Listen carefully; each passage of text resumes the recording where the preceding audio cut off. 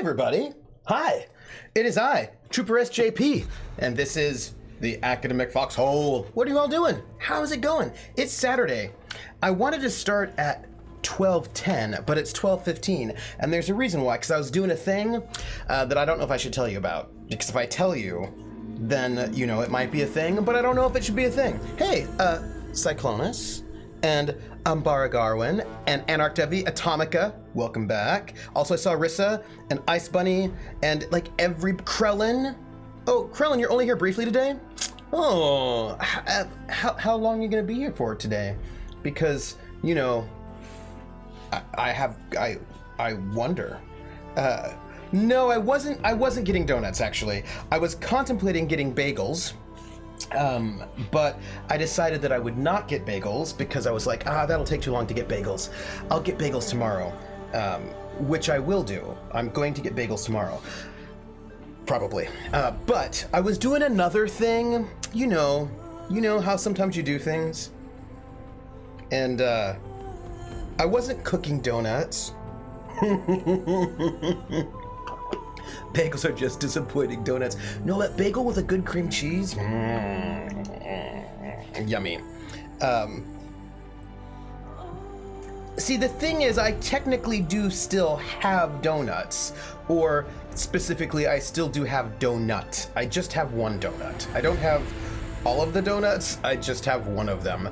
But, you know, I do still have a donut left. I mean, and I did have donuts left before I had a donut this morning before stream. So I did have a donut this morning before stream, and now I only have donut left. But, you know, I'm just saying. Well, you know, I got donuts on Thursday, and it's Saturday now. It's been 3 days. So, you know, like, and then yesterday was a long day, and I had like a donut in the morning, and in like the afternoon, in the evening. You can just, like, you know, donuts go fast. They go fast. I'm just saying. One left of 13. No, it wasn't 13, I only had 10. Makes you a donut hoover. I only had 10 donuts. I didn't have 13. I did not have a full baker's dozen of donuts. Oh, you're headed out in 10 minutes. Okay, Krellin, well then I gotta get on things. Krellin, because you've got a 10-minute timer, I'm going to bring up a thing. I'm gonna bring up a thing that is, you know, so how are we supposed to yell at you for not eating if you actually... I know, Atomica! And also, this morning, not only did I have a donut, I also had cottage cheese, which is also the tricky thing, because I was going to do a thing. There's a thing down there that I was going to do, but then I had cottage cheese, and cottage cheese is dairy, and dairy is not great for your singing voice because it coats your throat. But, you know, last night I was in a mood, and I busted out my banjo, which I've not played in months and months and months and months and months and months and months, because, you know, I'm just like, you know, in a mood. And so I played the banjo all last night, making my fingers a little sore, and thinking, oh gosh, am I rusty? Which, by the way, I'm super rusty. And so I'm super rusty, but I was playing songs rather than doing paperwork, which I need to do paperwork, which I will after stream today. But I thought, since I was playing, I could play for you. That's all. I thought I could, but it's going to be bad, right? You have to know, if I'm going to play for you, you have to know that it's not going to be good because I'm out of practice, right? But there was a thing I was trying to do. I should oil myself. I should just like oil myself, and then I think it'll be good. But there was a thing I was trying to do, where I would like play a song on the stream once a week to force myself to practice, and then I didn't practice. So then I didn't do it, but I was like, maybe I should do it again because, you know. Yes, I've got to do notes before the October game. Oops, pardon me. Ooh, banjo. I have to do that because, you know, that is a thing that needs to happen. But I also have to, I've got so much I have to do, and I've got so much I have to do in the next 5 days that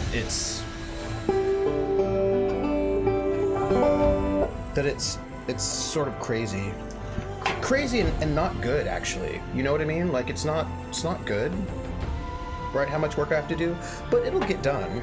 I should get it. I'm not gonna wear my headphones because that's gonna get in the way, but just know that I'm theoretically listening to you all, but I can't technically listen to you all because, you know. So when I was practicing last night, or I wasn't really practicing, I was just playing, you know? I was just playing. Ooh, hello, microphone. When I was, sorry about that, my banjo head was just all in your face. You're right, I should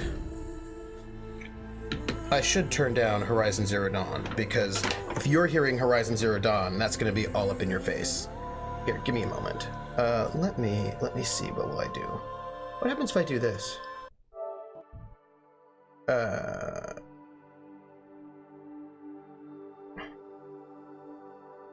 No. What's the best way to go? Oh, you know what? This is easy.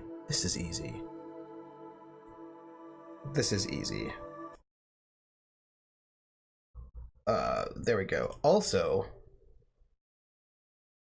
oh gosh. Log in. There we go. So, you should not be able to hear Horizon Zero Dawn right now because I muted it.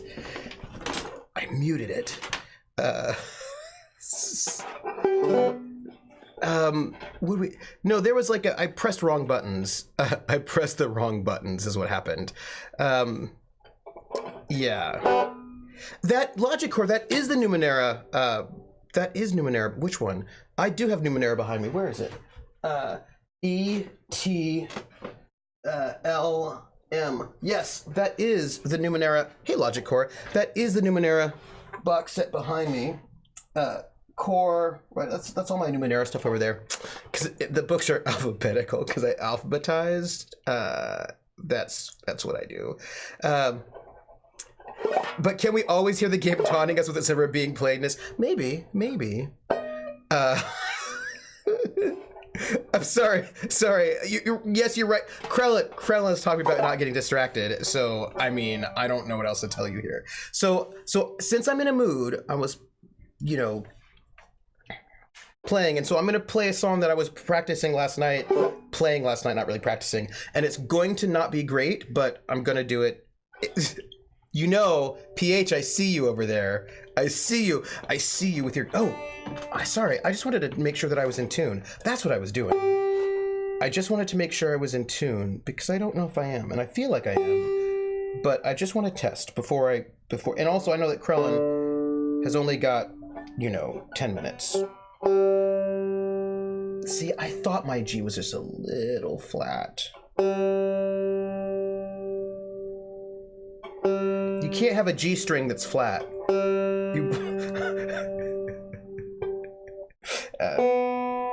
And that's just, see, I was just like, doesn't sound right. Detuning. You gotta give me a second. Give me a second. Okay, I'm ready. What is your bass have 5 strings? All right, here we go. I'm gonna play a song. I'm out of tune. I'm out of voice. I've had cottage cheese. It's all bad. So here we go. Right? We're gonna do it and it'll be bad, but violins and banjos are not tuned the same way, except tenor banjos are tuned just like violins. But this is tuned in an open G, whereas violins are tuned in fifths. It's different. Anyway. Again, remember, right? I'm not on it, so here you go. Old, out of practice.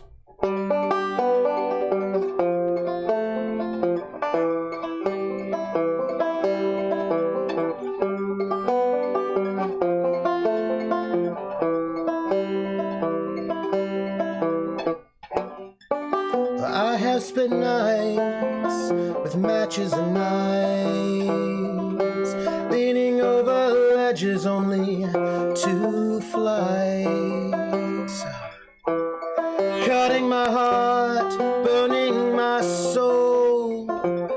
nothing left to hold, nothing left but blood and fire. You have spent nights thinking of me, missing my arms, but you needed to leave, leaving my cuts, leaving my burns, hoping I'd learn.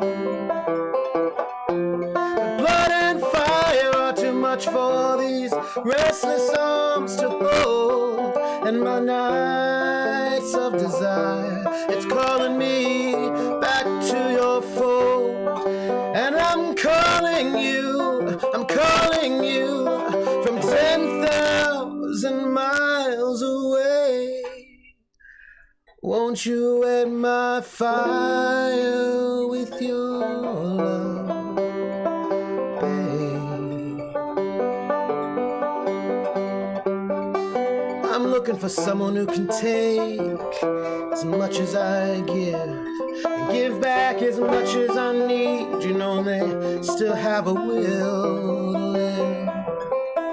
'Cause I am intense, I am in need, I am in pain, I am in love, but I feel forsaken, you know, like the things I gave away. Blood and fire are too much for these restless arms to hold, and my nights of desire, they're calling me back to your fold. And I'm calling you from 10,000 miles away. Won't you wet my fire with your love, babe? I am intense, I am in need, I am in pain, I am in love.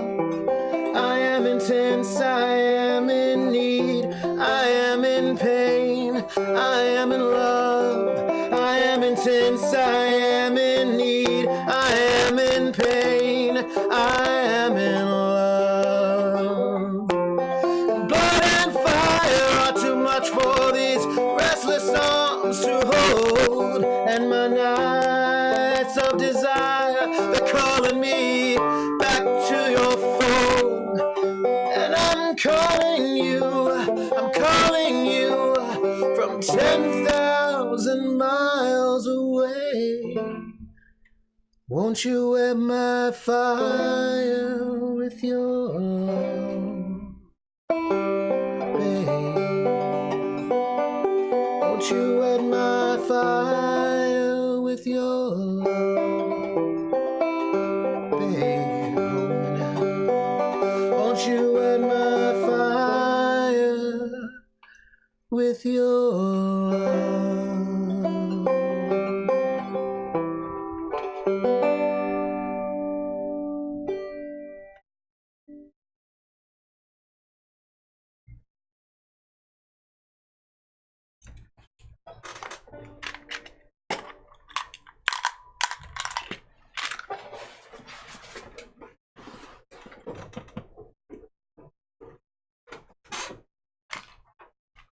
I can't hear you yet because I don't have my headphones on, so I can't hear you. Give me a second.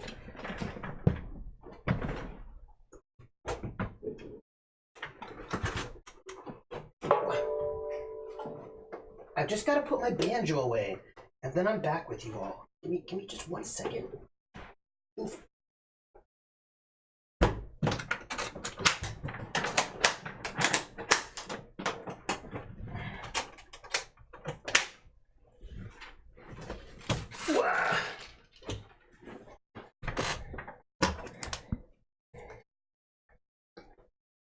I'm not back yet. I gotta put on my headphones.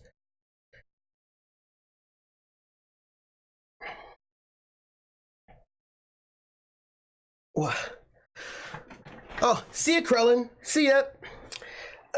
Yeah, I don't actually think it's a pop filter because I actually do have a... Right, I actually do have a filter. I think what it was probably just volume. I probably need to... If I'm going to sing, I probably just have to turn down the mic. because my mic is set for me to talk, is what that is. And I think, here, see if I do that. Now that's too low. Give me a second. Hello, test. Hello. Yeah, so I think what happened is that my mic is set. Hello. My mic is set for me to talk, right? And so I'm looking at my levels, and my levels are right in the yellow, right where they should be for talking. But I imagine when I bust out the banjo and I sing at more volume, it's just gonna go and clip. It'll clip. So so rather than pop filter, I just think I need to turn down the mic if I'm going to sing. That's all. Yeah, that's what I think. Yes. Anyway, that Rissa knows. That was Blood and Fire by the Indigo Girls. I didn't put away my fingertips. That, that was me in my 20s, my friends. That was me in my 20s. You know how the 90s were. You know how the 90s were. Yeah, so I'll just have to, that's what it is. I will just remind me next time, and I will make sure to turn down my volume so that, so that I don't clip all over the place. I wish I had just slightly more. Oh, my pleasure, Ice Bunny. Lizzo's great, and I feel like if you were feeling bad, then you need Lizzo, because Lizzo is all about self-empowerment and body positivity and loving yourself. So, go Lizzo. That's what I would say. PH says, the 90s were my teen years, so real bad. The 90s were my early 20s. I was 18 in 1990, so, the 90s were, prime... Lizzo's cool and all, but does she have a banjo? She does not have a banjo. She is not as cool as she could be. She needs a banjo. Now, she does play the flute, which is pretty cool, but I mean, not as cool as the banjo. Flute, yeah, she has a flute, and it is crazy. It is awesome. Let me see where I'm at. PH just said flutes blow, and that is brilliant. That is brilliant. Yeah. So thank you for letting me know about the clipping, because I can see it. Yeah, I'm seeing. Here I am just talking at a regular level, and I'm like, that should be fine. But I can imagine that. But so I'm so sorry. I'm sorry that my voice and banjo clipped the audio. I'm very sorry. Now I feel bad about it. Now I feel like that was the worst. I'm just wanting to where are we at right now? Thank you, Rissa. But I worry about that. Anyway, also, I've decided that I should probably get my fingers back, and I don't have any time in my life to play, but at this moment, I feel like playing. So I am going to, and I'm gonna play something next week too. So just so you know, why is milk bad for singing? Oh, because it coats your throat.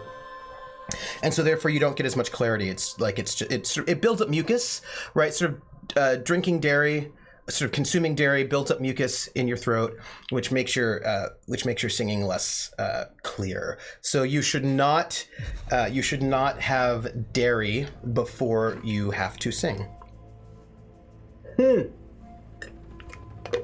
Maybe I should try May songs in the banjo, although it's not going to make me better at the rhythm game in the game itself. But I'm just saying.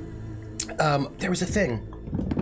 Although I would like to learn how to sing those songs so that when I play them, then I can actually sing them. I would need to figure out, because there are lyrics and everything, and you can kind of guess the melody. I would like to do that. Good morning, Falcon of Venom. How are you? How's it going? Yes, so I remember I was in Charlie and the Chocolate Factory as when I used to do musical theater as a kid, and I was in a production of Charlie and the Chocolate Factory. And right before opening night, we were all given all of this chocolate, and it was a musical. We were given all this chocolate, and the director was like, okay, here's all this chocolate, but you're not allowed to eat it until after the show, because eating chocolate will coat your throat and then you won't sing as well, and it's a musical, so you can't eat it. So all of us kids, and like we were all, how old were we? When did we do Charlie and the Chocolate Factory? That was in the second theater when they moved to Fort Mason. So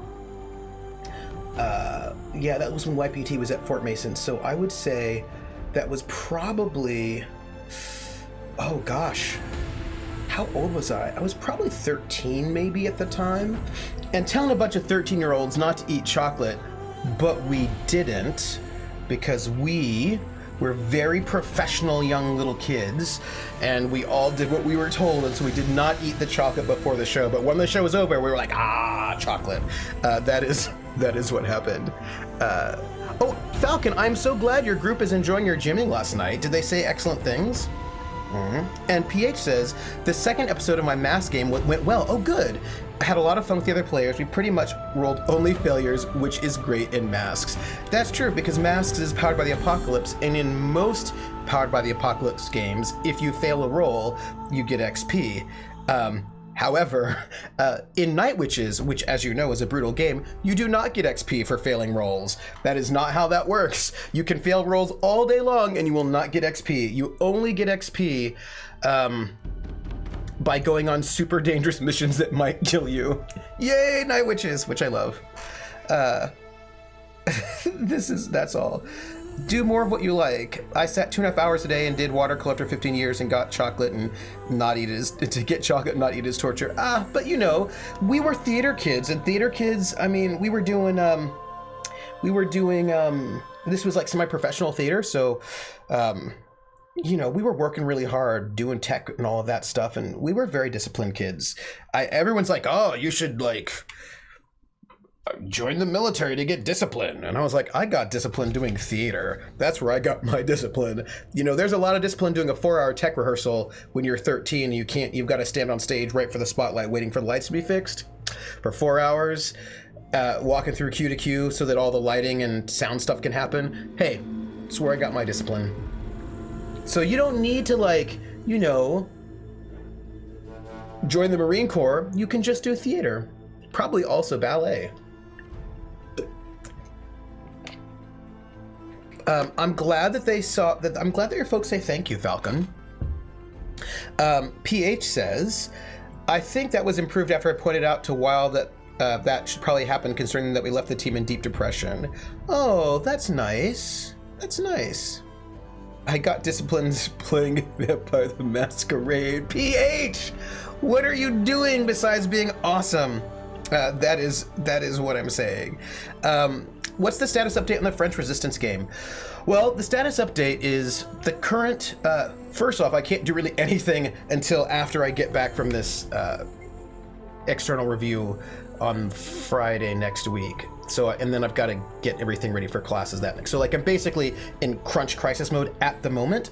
But the next thing that is happening in terms of gaming is once I get back from this external review in Connecticut and get my fellowship applications, or a bunch of them, out, then I'm going to go and do prep for Cthulhu Confidential, with the goal of trying to get Cthulhu Confidential aired in October. It'll probably have to be end of October, so probably around Halloween, which I think will be excellent. And then once that is done, then I can turn my eyes towards the French Resistance. And what I would like to do is, I would like to start the French Resistance with the new year. So, you know, after New Year's, so January. But that will also depend on,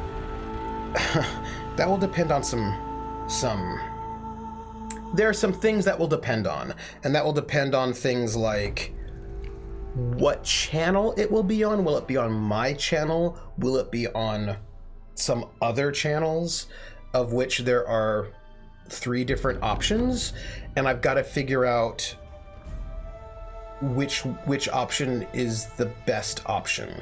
Does it make sense for me to go and do it on a different channel or not. So those are some things that I'm trying to work out at the moment. And then of course I'm going to want to be able to make sure that I can get everything cast and get and commission overlay and all of that. Like I probably, yes, like there's going to be some logistics that I'm going to need to deal with in terms of overlay and all of that kind of stuff, and getting the cast and getting the schedule and making sure everything's done. But my goal, my hope would be, like, if everything goes well, if I can make joy in my life, then we would be able to start the French Resistance in January. And which does mean that I can do something, maybe like another one-shot in December, which I think would be fun. So, like, I'm hoping to do a one-shot in October and December, and then hopefully have this French Resistance in January. This is what I'm hoping. Ice Buddy says that ballet will mess up your feet like handball messes up your knees, but people still like it. And Falcon's only if you're on point, and that's true. You can do a lot of ballet that will not mess up your feet. See, right? Rissa knows Cthulhu Confidential. This is what I'm talking about. There's some Cthulhu Confidential in my life.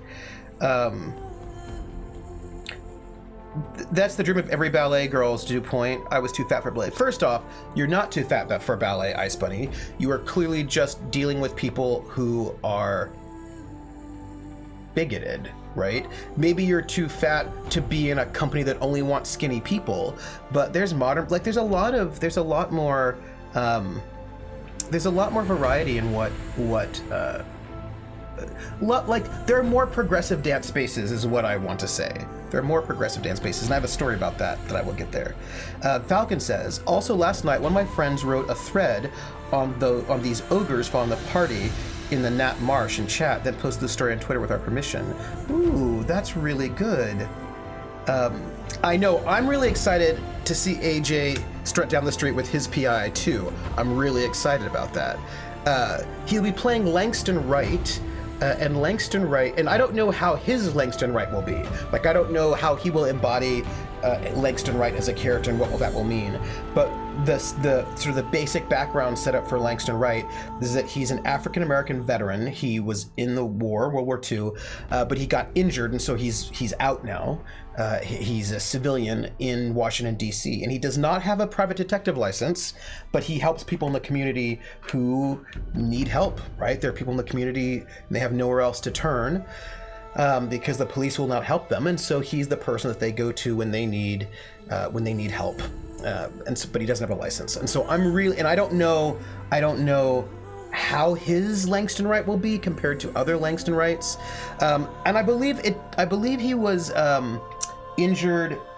There's a little bit of backstory there. He also worked as a spy, Langston Wright. He worked for the OSS a little bit. So, well, not the OSS, the American equivalent, which was the,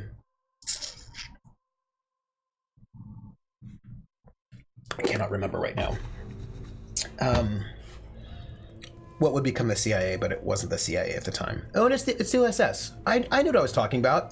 It was the OSS. Whatever. I know what I'm talking about. So there's like a little bit in there, and I'm really excited to see what it'll do. And I'm really hoping we can get that. I mean, if everything goes well and my work is not too overwhelming, then we'll get Cthulhu Confidential in October and some kind of one shot in December. If things do not go well and work is overwhelming, then we'll get that one shot in November. But we are going to go, I have some thoughts, but we are going to, without a doubt, do French Resistance is coming. There's some other things that might also be coming. We will see. We will see. It was not the dance place, it was my mom, because that could have been a sport I like, but it is too posh. I should clear my horse and share it with my nieceling. So there was this really beautiful piece that I saw speaking about size, bodies, and dance. This, hey, Sea Spider, welcome in. There was this beautiful, beautiful piece. My grandpa promised me a horse for losing weight, and I've done that for 19 years. Yeah, it's horses. Woo, Sea Spider. It was this piece by, it was like the Dandelion Dance Company, I think it was called, and one of my exes was in it, and it was, the dance company does not believe it in sort of narrow ideas of what a dancer's body is. And this piece that I saw them do was so good. It was, I live in the country and we didn't have horses. Just good, like not everybody in the country has horses, is all I'm saying. We did have some goats, and we had a donkey to help move things around. We had 2 goats, we had a donkey, but we did there were not a lot of horses in that area. We were in the mountains. Anyway, so the piece, all the dancers are naked. They're completely naked, the dancers, and the dance piece starts with this voiceover from an old dance manual from the 50s, talking about what a dancer's body should look like. It was like some kind of dance manual. And so it's this whole thing about what dancers' bodies should look like. And of course it's skinny, it's this, it's that, and this and that. And basically none of the dancers in this troupe have that body. This one guy's fat and bearded. This one woman is an amputee. My ex is sort of gender non-conforming, non-binary, with sort of an androgynous body that doesn't fit what the dancer's body is. And there were people of color and all different short people and people that are too tall, whatever that might mean, and all sorts of different bodies. And they were all dancing together and in this piece that was all about naked, celebrating their bodies and what their bodies look like, and saying that you don't have to have a dancer's body to be a dancer. You can just be a dancer. It was so beautiful, and of course I ended up crying by the end because it was so moving to sort of to see these people who might not be able to get into other dance troupes because those dance troupes are basically prejudicial. And to be able to see them come together and to create such amazing art, such beautiful dance, and so open and so vulnerable, and just so, it was good. It was good. It's a good piece. It's a good piece. I recommend it, is what I would say. That's what I would say. I mean, of course you can't see it because it was a dance piece and it was not recorded, so you can't see it. But take my word for it that it was this beautiful, wonderful piece that really was doing body positivity in this amazing way. It was in the early 2000s. Because it wanted to emphasize that dance is for everyone. And that's what I wanted to say. So, next week, when I play the banjo again, because I will make sure to turn my volume down so that, oh, how did that happen? The Frozen Wilds is back on. The game is supposed to taunt you. Yeah, suppose dueling. Do you know what song I don't play, Sea Spider? Do you know what song I don't play? I don't play dueling banjos. I mean, I suppose I could learn it. I just haven't, because I feel like dueling banjos is the Stairway to Heaven of the banjo. Stairway to Heaven is to guitars, as dueling banjos is to banjos. Or dueling banjos is to banjos as Stairway to Heaven is to guitars. I think that's what I'm trying to say. I'm glad you found us for a pep talk as well, Ice Bunny, because we're here to be a family together. That's what. All you need to know is Wonderwall. But also, here's a crazy thing about dueling banjos is that it's not between 2 banjos, it's between a banjo and a guitar. So it really shouldn't be called dueling banjos at all. It should be called dueling banjo and guitar, or banjo duels guitar, right? That's what it should be called, because it's not 2 banjos. That's all I'm saying. And what number do I plan to play next week? I don't know. There are a bunch of super emo songs that I was playing last night, and it will probably be one of those, but I haven't decided which one. You know what I might do? I might do Arrow by Shara Wheeler, which is a great song. And I really love it, and I think it's really good. And it's another one of these sort of... it's also another sort of emotional song, and I'll probably do that one. See, Spider, you say that it's just a song we shouldn't get philosophical. Have you met me? That's all I do. If there's a way for me to get philosophical about something, it's probably going to happen, and I can't even help it. Like, we could probably have a whole conversation about breakfast cereal, and then I'd start getting philosophical about that. Why? I don't know. I don't know why I do that. It should be a duel between a banjo and a kazoo. I wonder, kazoos are super interesting as an instrument, and they were taken quite seriously for quite a long time. What am I doing with my hand right now? We'll do this. Banjo plus kazoo, I'm sure the whole dorm would love Trooper. Maybe. Here's the thing, though. We think of kazoos now as like a novelty instrument, just sort of like a toy. But back in the day, you would get your kazoos made out of metal, and people would play them, right? It was like a thing that people did. But I wonder if I could get a really good kazoo. I wonder if there's a place where I could get a really good quality kazoo, not like a plastic toy kazoo, but like a really good one. Because PH, kazoos are metal AF. Because that would be like, because I used to play the kazoo, and like, I listen to jug band music, which often has kazoos in it. I could probably do that really well. I don't know if you can see, but I am... Oh, you can see. I'm doing my wrist exercises because I think that I should. And because right now, I haven't started playing the game yet, so I feel like I can still do my wrist exercises, and I'm being responsible at the moment. The music shop is Trooper Candy Shop. I don't know. Is the music shop my candy shop? Because I feel like you are underestimating how much I love candy. Because I do love candy. I think candy... Oh, there's this great song. Now you're distracting me by talking about music. It's fine. There's this great song that I really love by Nerf Herder. And it's called I Only Eat Candy. And it's really good. And it makes me super happy. And it goes something like... I used to play the kazoo is not really a good argument for well, I never said the kazoo wasn't nerdy. I'm just saying that at one point in time it wasn't just a novelty. There at one point in time it was basically also a regular instrument alongside other instruments. That's all that I'm saying. But the song, let's see, how does it go? I'm trying to remember how it goes without losing my count. On my wrist exercises, but it goes it's by Nerf Herder, and it goes something like I don't eat meat, and I don't eat vegetables. No. I only eat candy, my friend.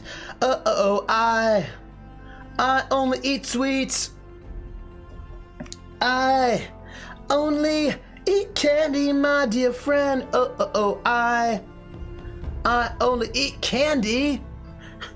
Now I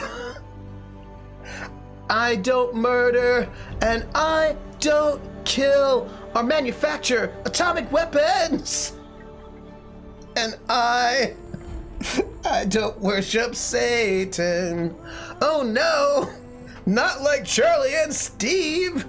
That song, you gotta find it. It's really good. I'm getting the lyrics all mixed up in the wrong order, but that song makes me super, super happy.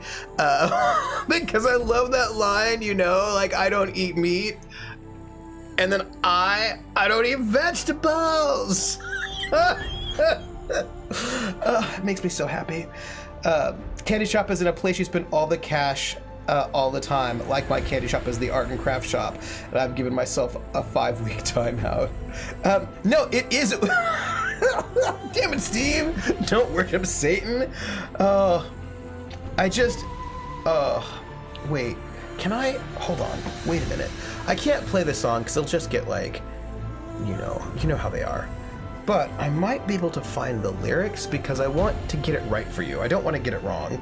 And it was, let's see, I only eat candy lyrics. Let's see if I can find it. Yeah. So this is how it goes, right? This is like, I don't kill and I don't murder or manufacture atomic weapons. And I don't eat meat. And I don't eat vegetables. Oh no. I only eat candy. I only eat sweets. I only eat candy, my dear friend. I only eat candy. And then I don't believe. No, I don't believe in your corny old Jesus. And I don't worship Satan. Oh no, not like Charlie and Steve. Oh no, cause I only eat candy, my friend. I only eat sweets. I only eat candy, my dear friend. I only eat candy. That's all. I just want you to know that song exists, and it makes me laugh all the time. Like, there are just a lot of songs that make me laugh, and that's a thing I want to tell you. Good. No, Brad. See, Spider. Wait here. I will do that for you. Wait, where is it? There you go. No, Brad. All right, so we should play this game. You know what I mean? We should play this game. But I will say that next week, sure, I can post I only eat candy on Discord. I will totally do that because, But so that I don't forget, I should actually put it, let's see, YouTube.com, because I will forget it. So let me see if I can find it. And then it will be up here, and then I won't forget it. Let's see.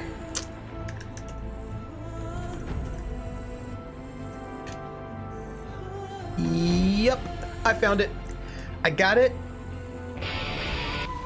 I'm not going to actually play it for you because then I'll get in trouble, but I will post it on Discord. So, anyway, so next Saturday, I will also play a song on the banjo. It will probably be Arrow by Cheryl Wheeler, but I haven't decided. There are a bunch. No worries, Ice Bunny. You're welcome. Because there are a bunch of things in there that I'm just like, you see what? Here, hold on.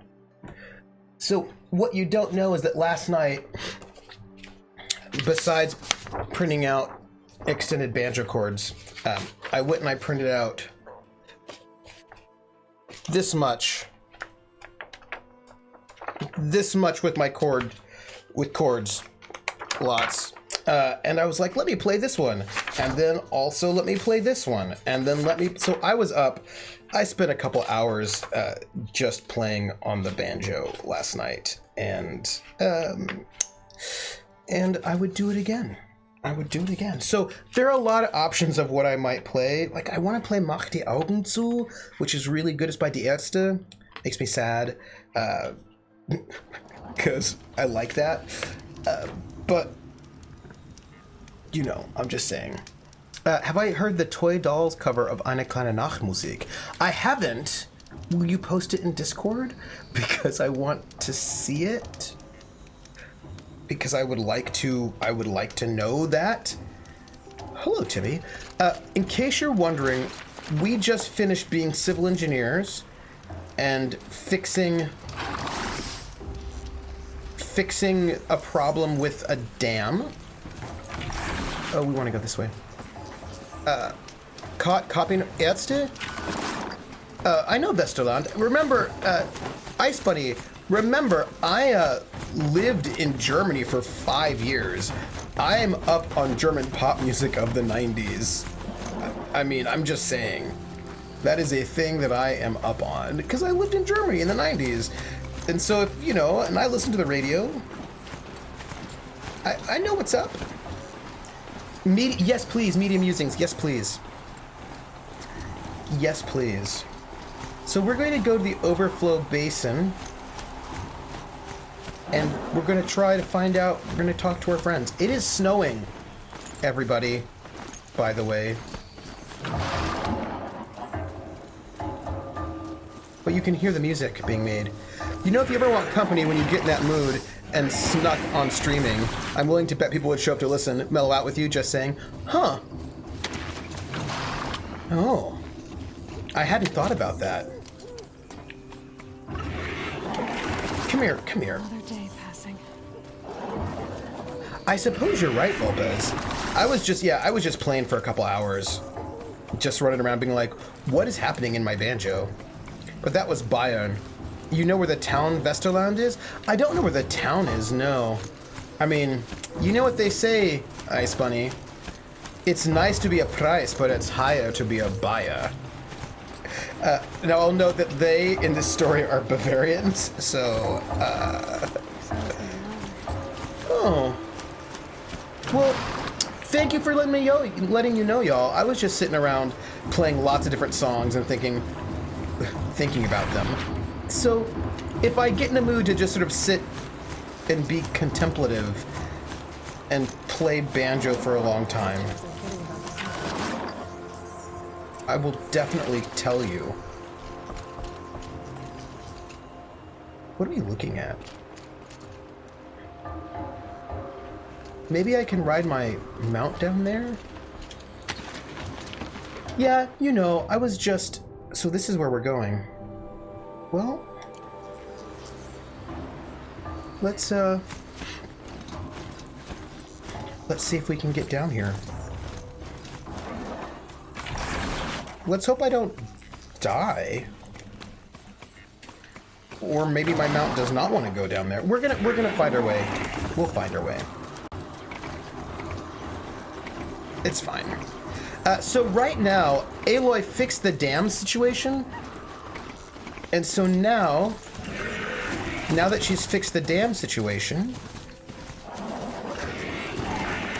she's gonna go and meet that, now she's going to meet the musician.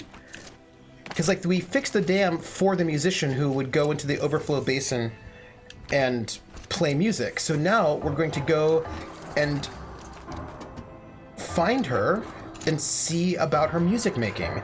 I don't think that'll take us very long. But then after we do that, then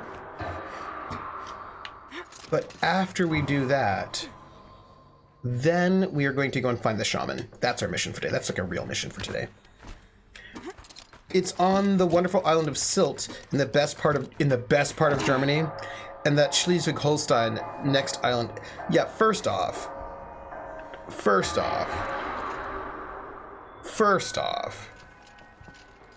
when I get frustrated with the flow of the flow of water in a river, I say, damn it. I'm just saying. Oh, hey, final performance. Live from the illustrious Overflow Basin Studios, it's Concrete Beach Party! A 1, a 2, a 1, 2, 3, 4!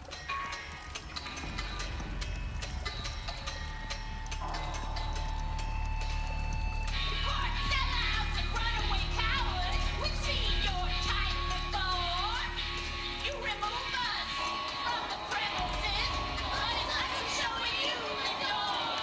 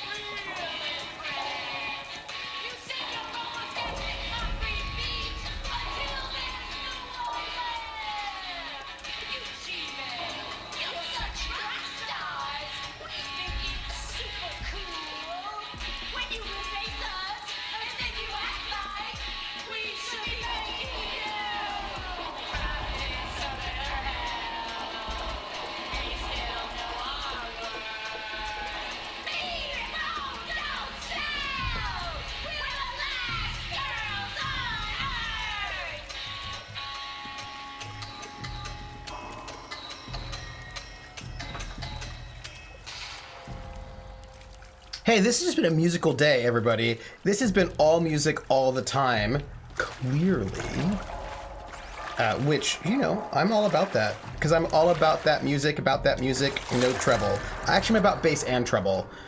I think I want both bass and treble. It's fine. Also, I did...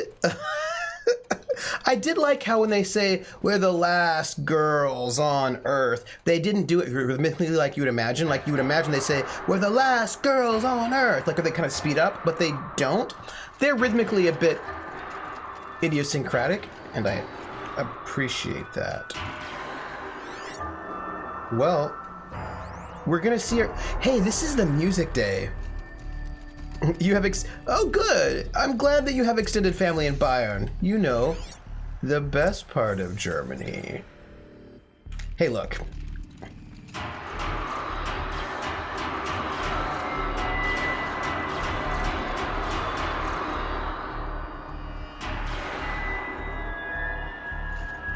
I'm gonna talk to her. Hi, musician friend. You look happy to be playing again.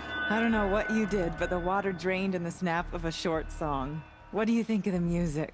It's cool. I've never heard anything else like it. I like it. That's because there's no other place with such resonance, such intonation that rattles your ribs with its power.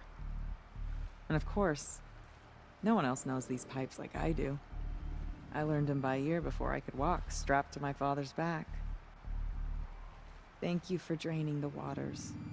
Not just for myself, but for my ancestors and their songs.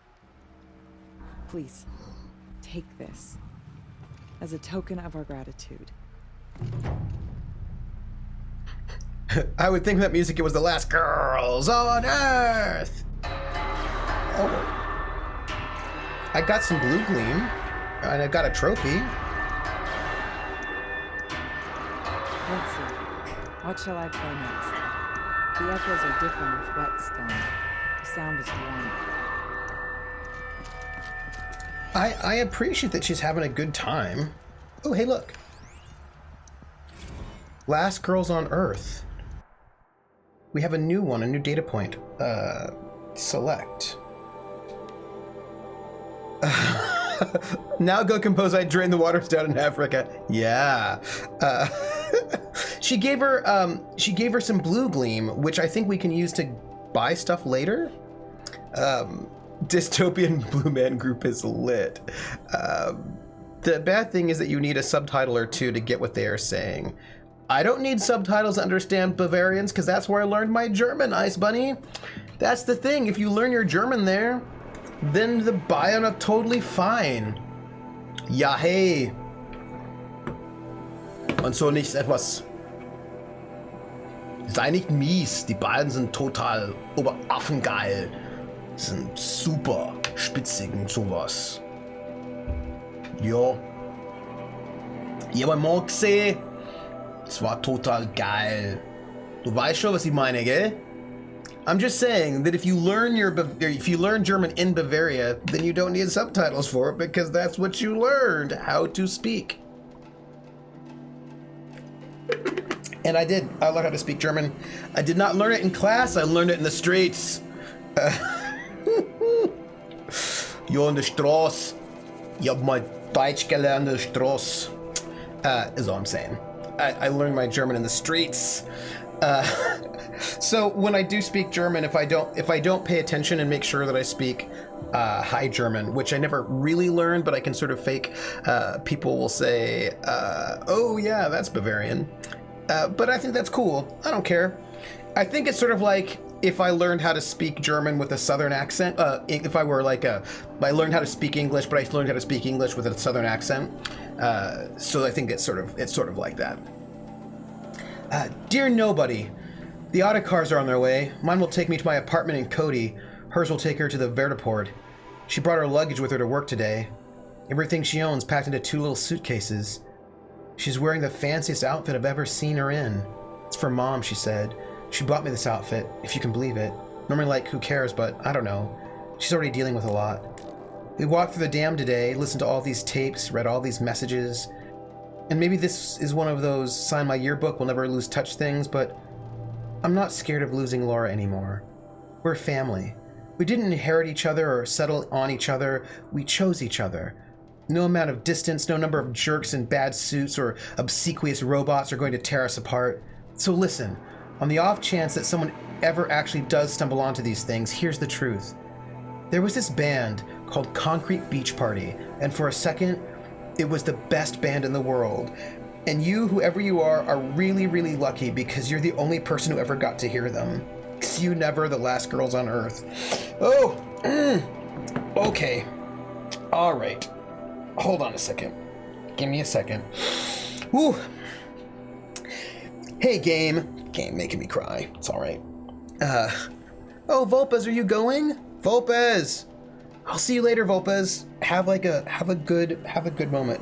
Yeah, thank you, Levi, for like that one. Cause that was like, whoo. Oh. I honor it though. I appreciate. That's what's good about. First off, I'm glad that I saw that, and I didn't miss it. Because I could have easily. I guess you would not get Pethu. If Pethu is some sort of northern German sort of a thing, probably not. I don't. Northern German dialect is not what I learned, and so like I'm not gonna be good with like. I will not be good with Northern German dialects because I never lived in Northern Germany. I don't know Northern Germany. Never listened to Northern German dialects. I like how we get arrows telling us which way to go. But I do wonder if I can... Do you think I can actually swim through here or no? No, it doesn't look like I can. That's fine. I was just curious. Yeah, that's basically Danish. Yeah, no, of course I would not be able to understand that. That is clearly a thing that I would not be good at getting at all. Just when I was getting pretty good at understanding German, speaking around the normal speed in Mainz, we took a trip to Austria. Holy shit! Right, and like Austria's not as bad for me because I grew up, and by grew up I mean I spent my 20s in Bavaria, which is close. So like it's not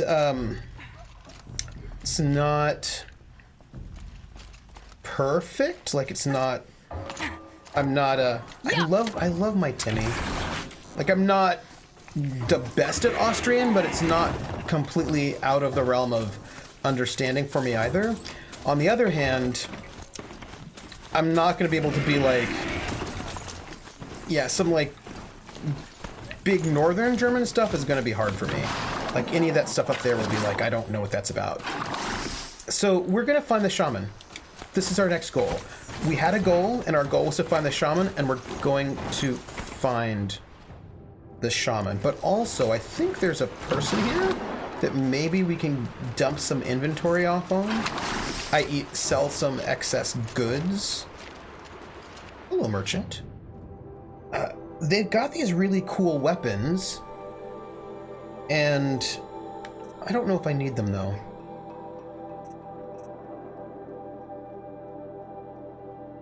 Oh well, they do seem extra awesome.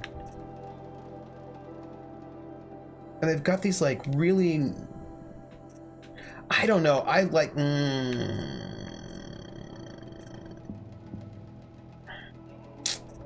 I don't know. See, I don't... What do I need? I need some badgers, some goats.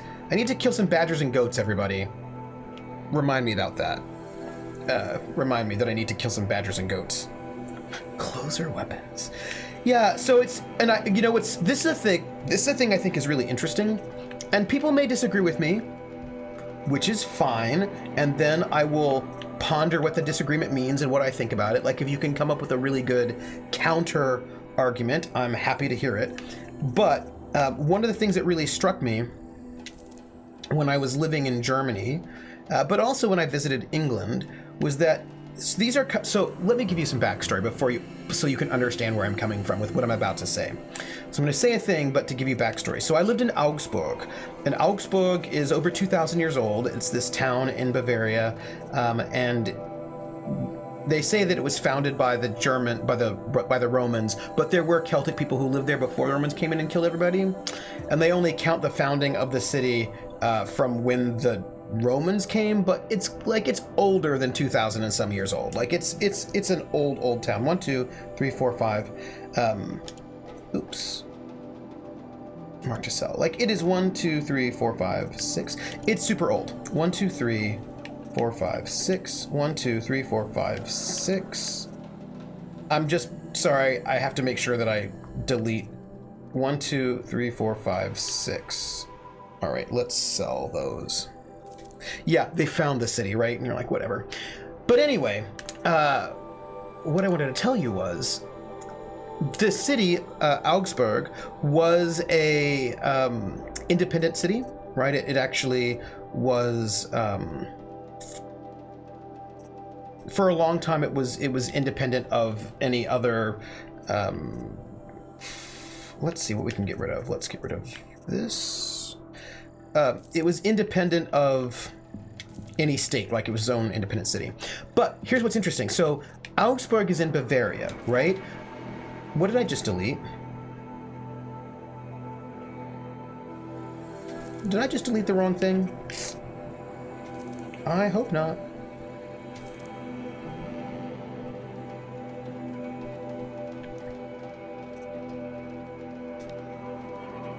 Yeah, I don't think I sold anything I don't actually care about. Okay.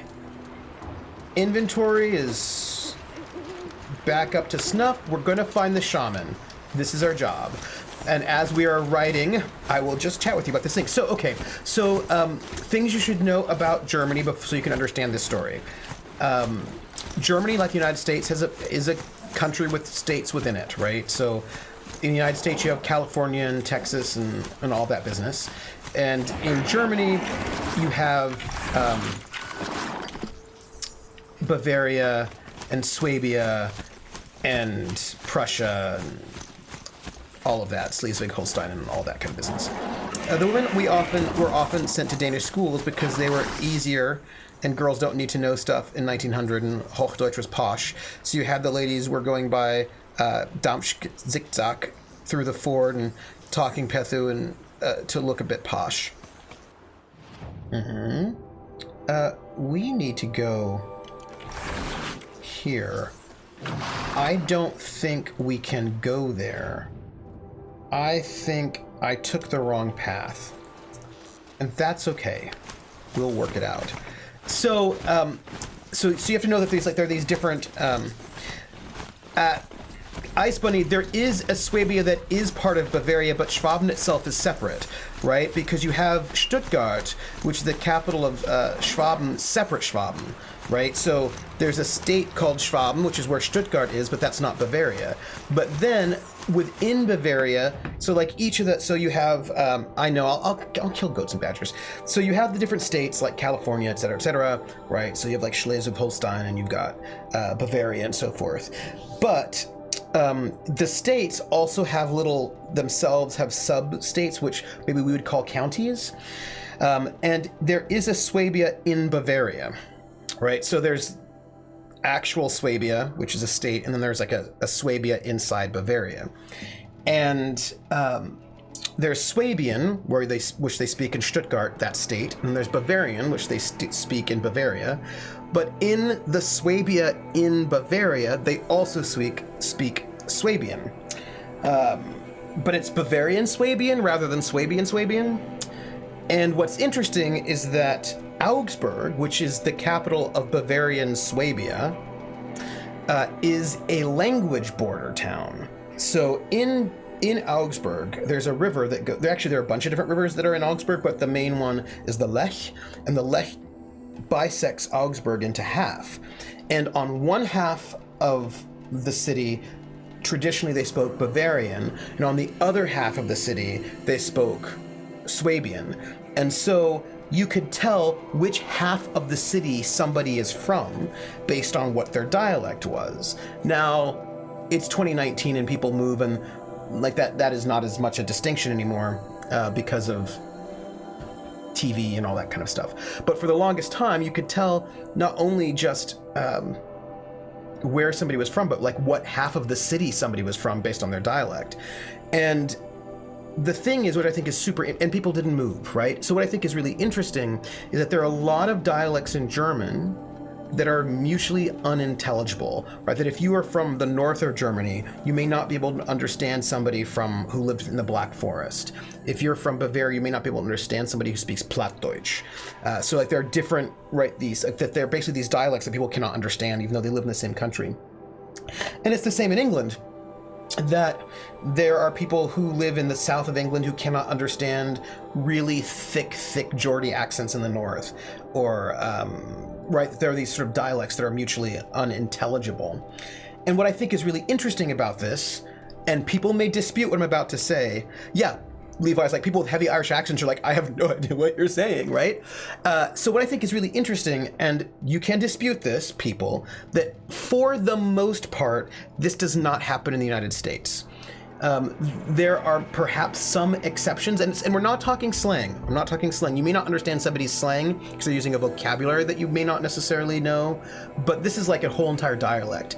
And there may be, we can talk maybe about some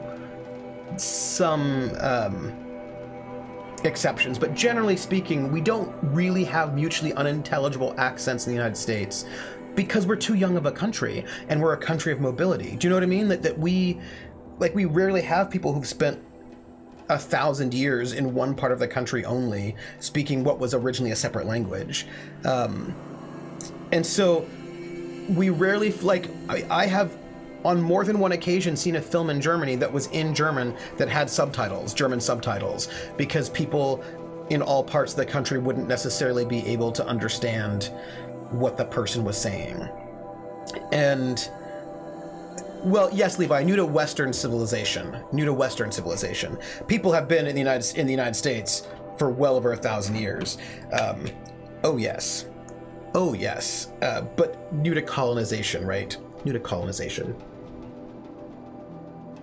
And so English specifically does not have the same kind of extreme variance in the US as it does in England, or as German does in Germany, right? Because, or right, as Spanish and the different Spanish dialects have in Spain, right, where you have people who are like, actually, this is just a separate language. It's not even Spanish anymore. And I think that's interesting. And what I think is also fascinating is that people have said that I can be moving on my horse right now. People have said that I think this is the way I want to go. People have said that these extreme dialect differences are dying out in a lot of countries because of television and radio, right? And films. Because now, because of media, people are now hearing a more standardized version of their home language. And so some of the great differences between the dialects are becoming less great, is what I've been hearing. I have friends from the South who don't talk at all like their parents. Yeah, right? Isn't that interesting? And this is a thing that, and I don't know how I feel about that, because I think that dialects are beautiful and wonderful, and I think they're awesome. But it's also just life, that things change. You know what I mean? And that is also just how it is. That's all. Plus, that there was always looked down upon on people with dialects. Mm-hmm. Well, being able to talk to people is pretty good too. This is true. All right, so I'm gonna get off my horse here. Hey, Timmy. Well, it's not really a horse, but you know what I mean. And we're gonna start climbing, because I think climbing is the way to go here from now on. Well, and part of the reason why people look down on people, look down on people with dialects. Let's note that Hochdeutsch is also Frost between my teeth. is also a dialect, right? Look at the sky. Look at this, everybody.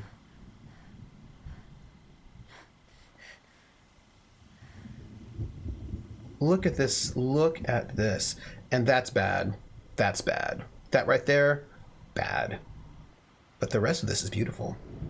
The rest of this is gorgeous. Yeah, so it's not like Hochdeutsch, which people say isn't a dialect. Wait.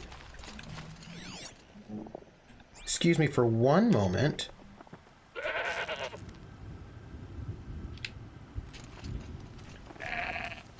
One moment. I just had to kill that goat because it was there and I need goat bones. So, you know, maybe I will get a goat bone while I'm here. No. I didn't. Dang it. My mom's side of the family, a lot of folks say they don't have accents. What they mean is they don't hear their accent. This is true.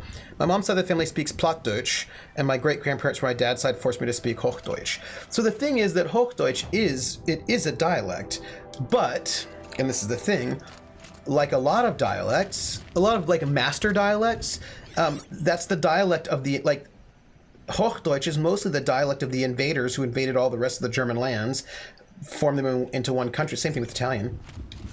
Formed them into one country and made them all be one country, usually by invading them. And then they said, now you must speak our dialect, right? So a lot of times the proper dialect, yeah, it's from Hanover, right? The proper dialect is usually about invading groups, saying that our dialect is now going to be the official dialect, and you will learn it. Far up. The shaman's path must be around here somewhere. It is. And This you know, must be one of the markers Naltuk told me about. activate the ritualistic marker.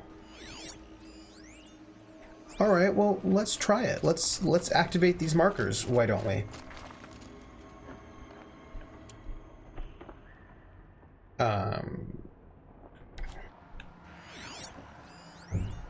Also, there's a goat around here somewhere. Let's see.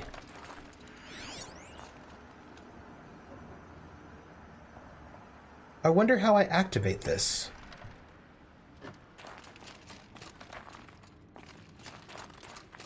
Oh, there we go. I want to kill it. I want to kill the goat. Looks like each marker points to another, giving directions.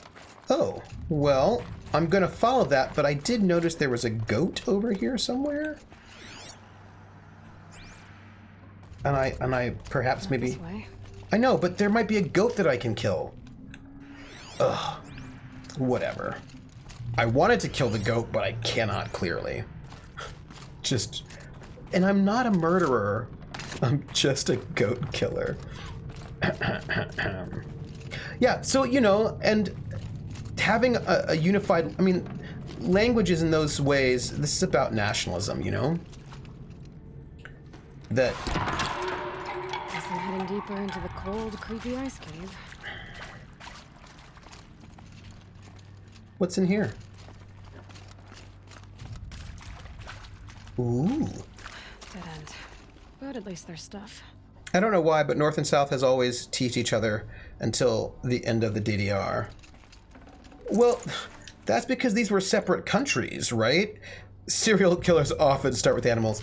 That's true, but I'm not torturing them. I'm just killing them. What's this chime for? To help guide the way with sound? If there's more, maybe my focus can find them. Yep, focus can pick up the chimes. Should help me find my way. All right, well, there's a wind chime. Do I do anything with this wind chime? Apparently I don't. Okay. Let's see. There are things, supply crates. All right, so here's our wind chime. I think we're supposed to go this way, but I also feel like there might be other things. So this is the way we have to go over here. So that's where we're going to go, but I know that there's supplies out here, and I am a sucker for supplies. So I will try not to get lost as we get supplies. Wrong turn. No, it's not a wrong turn.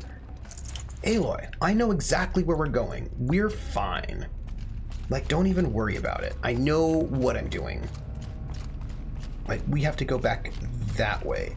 But there's stuff here to pick up first. It's funny. Back after I grab this loot. Yeah. I'm totally going back after I grab the loot. Like, we are good.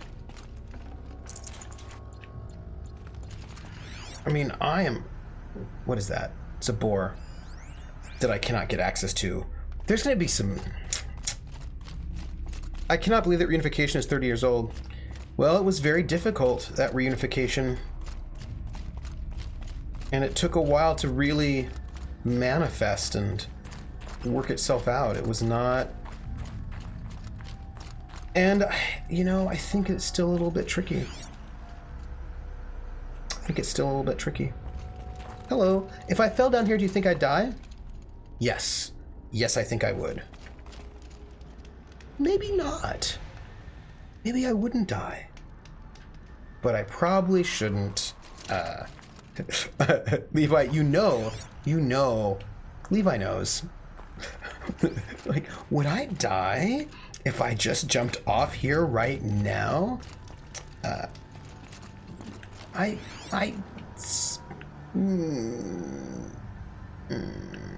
Hello. Well, let's see where this takes us. Huh. A ritual space? Another marker. Good. What is this? Another wind chime. Oh, but I can't see that one. It's probably on the other side of the rocks. I know. They said that my non-existing grandkids would see one Germany and not Germany as East and West like my generation and the ones before me do. I don't believe that. Mainly because even before Germany was split into East and West, people still thought of East Germany as East Germany and West Germany as West Germany, in the same way that people still think about North and South as being a thing. Like, people still think that that Bavaria is somehow different, right? And people here still talk about the South. Totally. And there's certainly Southerners in the U.S. that think of themselves as a separate country. Still. Huh. You want me to go that way, but that means there's probably loot this way. So if there's... No, I know it's the wrong way. I just want loot. For tax purposes. Also, yeah, also Texas. Totally. So, because, and that's the thing, that a lot of these things are also about regional differences that are often there regardless. Hey, look. Wait, what? Wait. There's a bad guy over there that is sneaking around, so before we deal with that, I want to go the wrong way and just see if there's anything to pick up. Even though... Back? Oh, no loot. Okay. Pardon my sneeze. Coast people talk about flyover country. The Heartland who think that they're the Heartland and the people on the coast are evil elites. And The chime. Not sure I saw this fork before. oh no, I totally saw it. I was there. I saw it. But here's the thing. There's also a demonic stalker in here. Right there.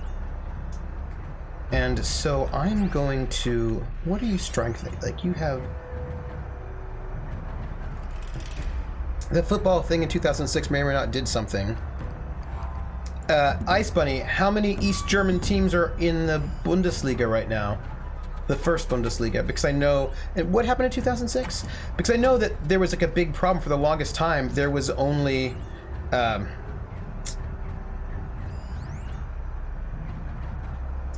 for the longest time, there was only...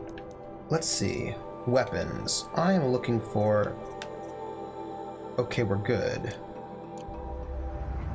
I mean, yeah.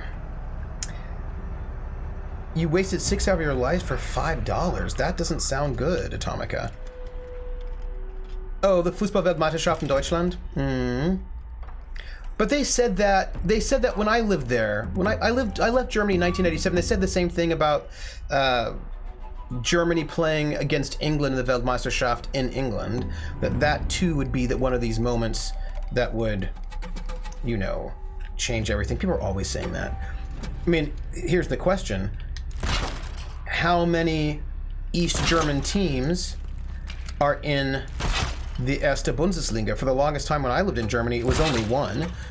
You might get a second one here and there, and oftentimes they'd be relegated out, and they wouldn't last. I'm just saying. There are a lot of things that, you know, have an impact and effect. Let's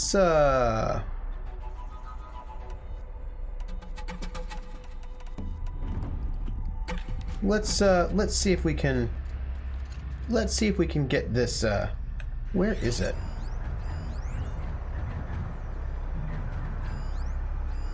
Let's see if we can get this. No.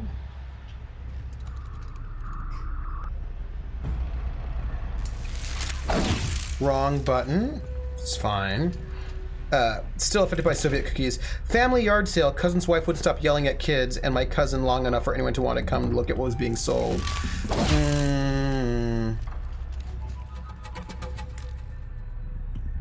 Gosh, how do I do this?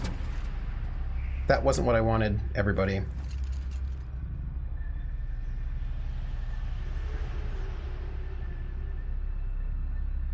Oh, I see it.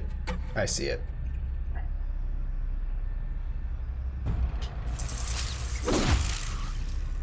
L2 to cancel throw. See, like, where did that thing go? There's like a bad guy running around, and I'm trying to find it. Like, I saw it lurking. Where did it go? I set up a whole trap and everything. You and Hertha Leipzig makes 3. I guess maybe more. I don't do football. Can I walk through these?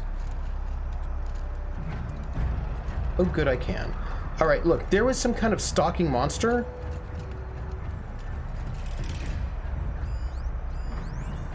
Supply crate. Highlight track. There, see? Look. There's a stalking monster over there, and I want it to come and chase me, but I clearly made some poor choices. I set myself up way over there, and that is not even, the worst, everybody. And now...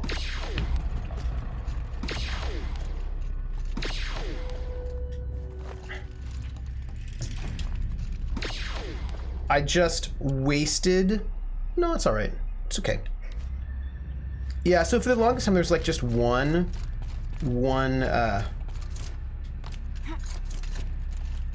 Okay. Let's see what we can do. Oh, hey, that's interesting. Ooh.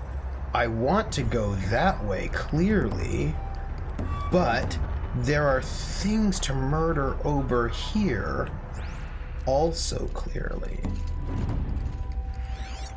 And I would like to maybe murder those things if I can.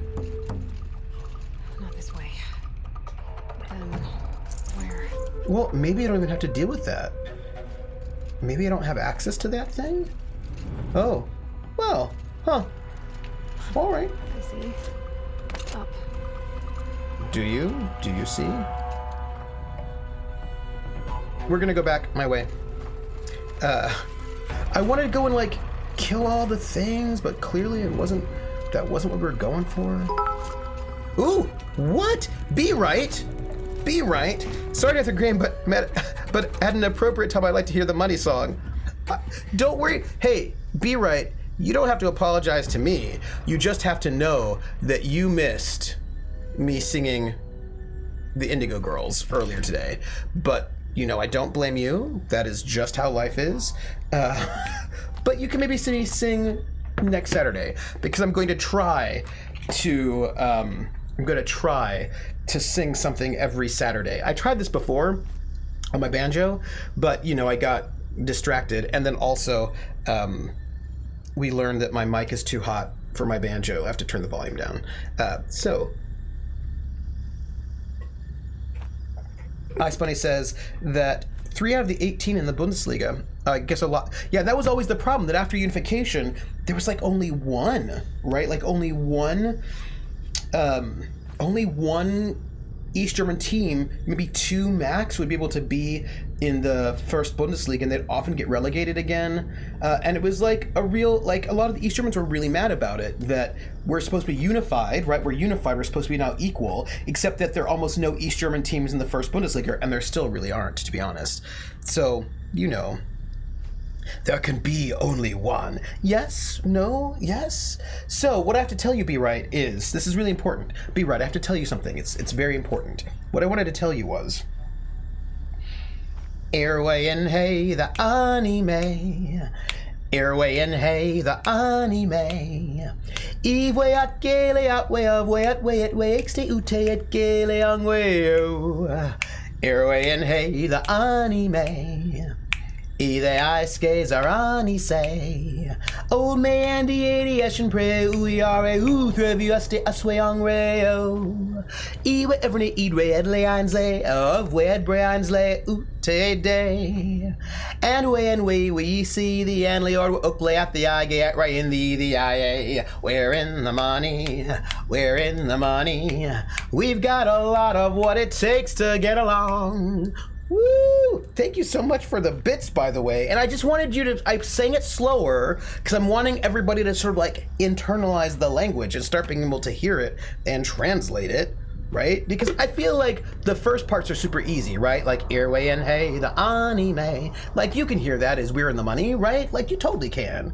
Airway and hey, the anime. Eve way at gale out way of way at exte ute it gale ang wayo. Can you hear that as we've got a lot of what it takes to get along?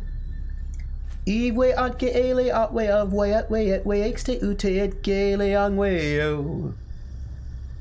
Ponder it.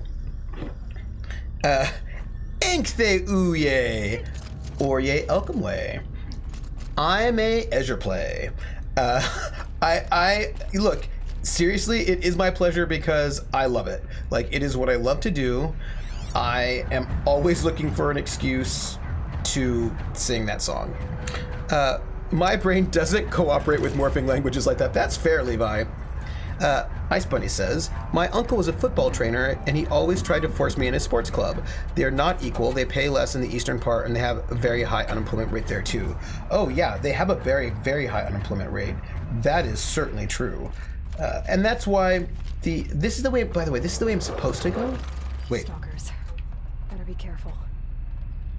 Okay, that's the way I'm supposed to go, but I want to go this way because I want to take care of that stalker down here because I know there is one. And I feel like I might as well just, you know, take care of it while I'm down here because I'm a little bit of a completionist, it's true. Were you, that's right, Ice Bunny doesn't like sport. Well, Ice Bunny did say that she liked dance. And dance is also a form of sport. Let's real quick. Oop, let's back up. Let's back up, my friends. Backing it up, backing it up.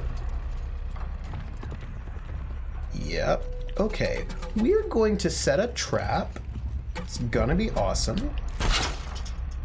I'm gonna just set a bunch of traps for the whole thing.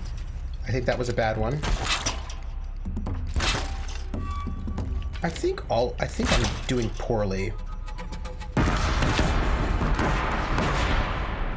Oh, hey, that did not kill it at all, everyone. That barely did any damage to it. That is worrisome.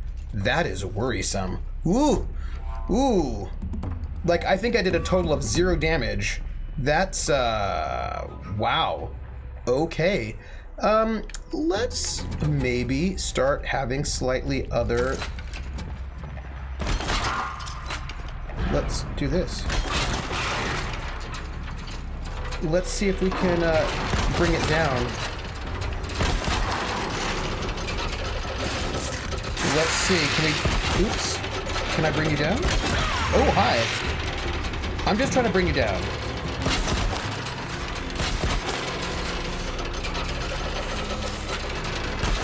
And let's critical hit this thing.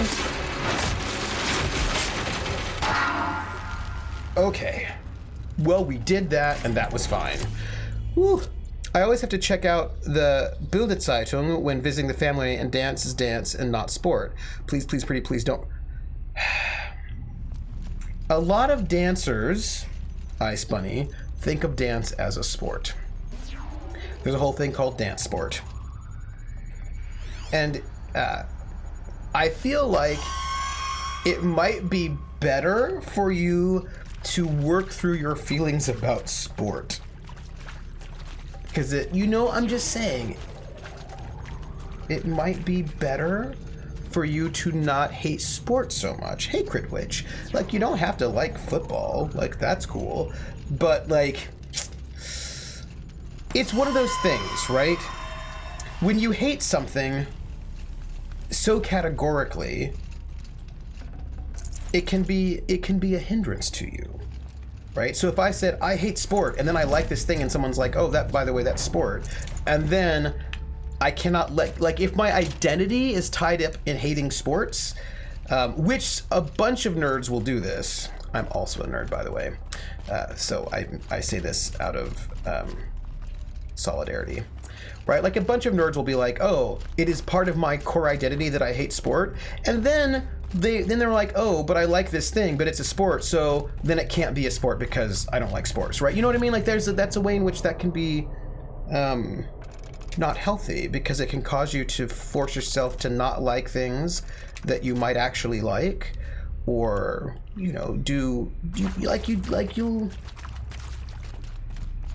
do strange things, like, well, I don't like country music. You're like, well, you like that. They're like, oh, but that's not really country music. I'm like, well, but it really is country music.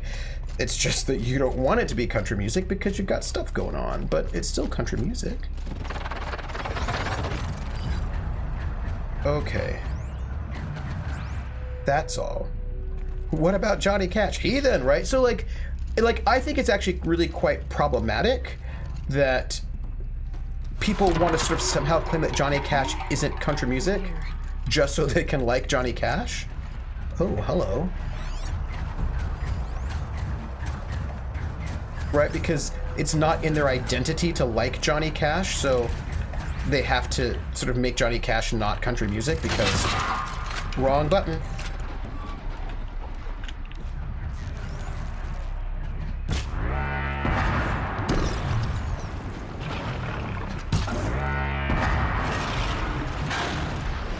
That's all I'm saying. I'm gonna try to kill this thing from here, which, if I can, that'll be really cool. Because I like killing things when they can't kill me back, which is probably a bad thing. I mean, I should probably, like... I am, yeah, no, it's true. Like, country music is a very broad church, you know? And I'm talking about all that stuff, right? And like, it's always like just a bit, I'm just waiting for 10 years from now when we get a country song about some cowboy who's all sad because his smart 150 pickup truck left him. That would make me laugh. Yeah, you know, like, and I just know people for whom, they If you find yourself in a fair fight, then you should have prepared better.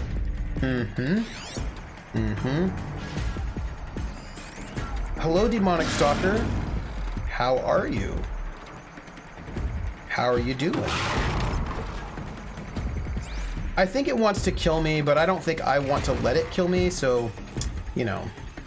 Oh, you know what I could do? I could maybe throw a rock. See what I can do? I can maybe throw a rock here. Are you gonna come and chase it? No? I worked so hard to shoot this thing. Whatever.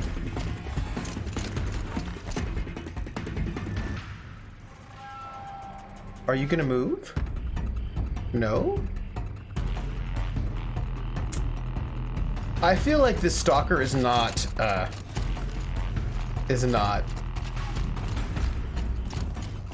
what's the word? See, I make it easy. I just say I hate everything and boom! Oh, hi!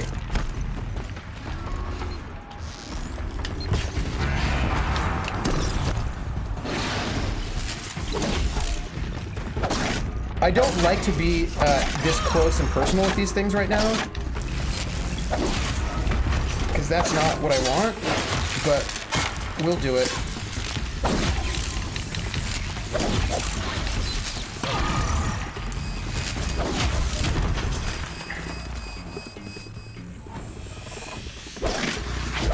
Okay. Like, we're okay. Oh, there's more than one of them. Oh, I see. Oh, I see. That's what this is about. There's more than one of them.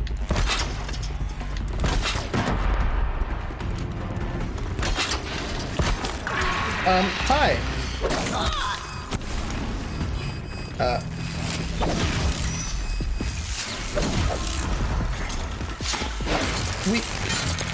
There's more than one.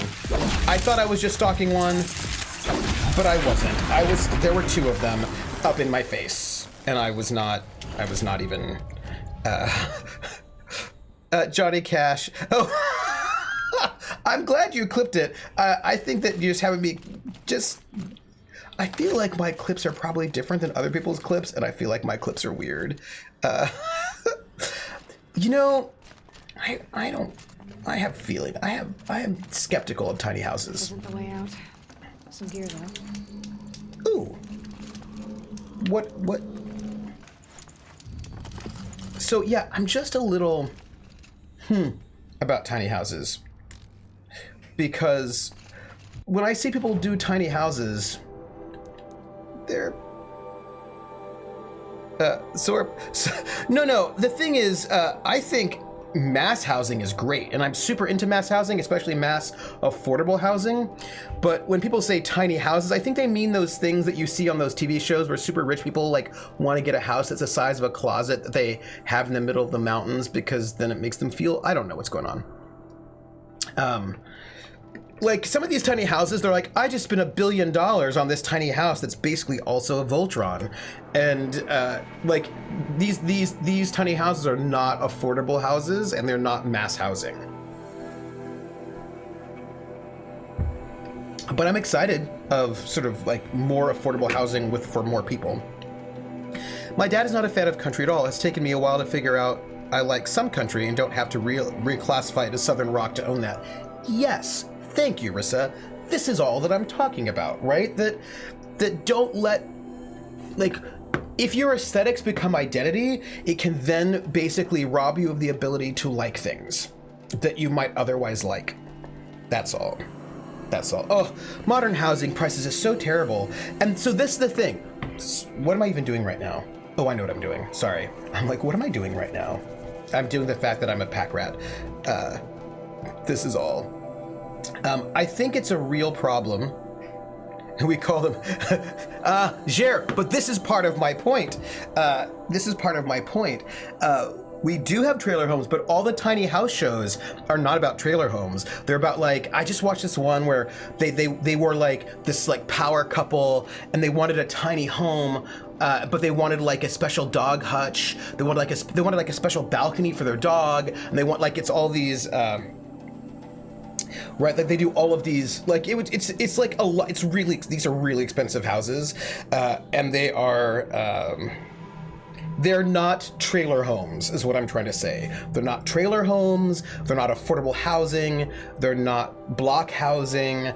They are small houses, usually for kind of rich people. And I'm like, I'm not into it. Ambara Garwin, where are you at? I'm in the Boston area, and housing here is so insane. It's terrible. It's awful. I don't even know. I mean, it's bad. It's super bad.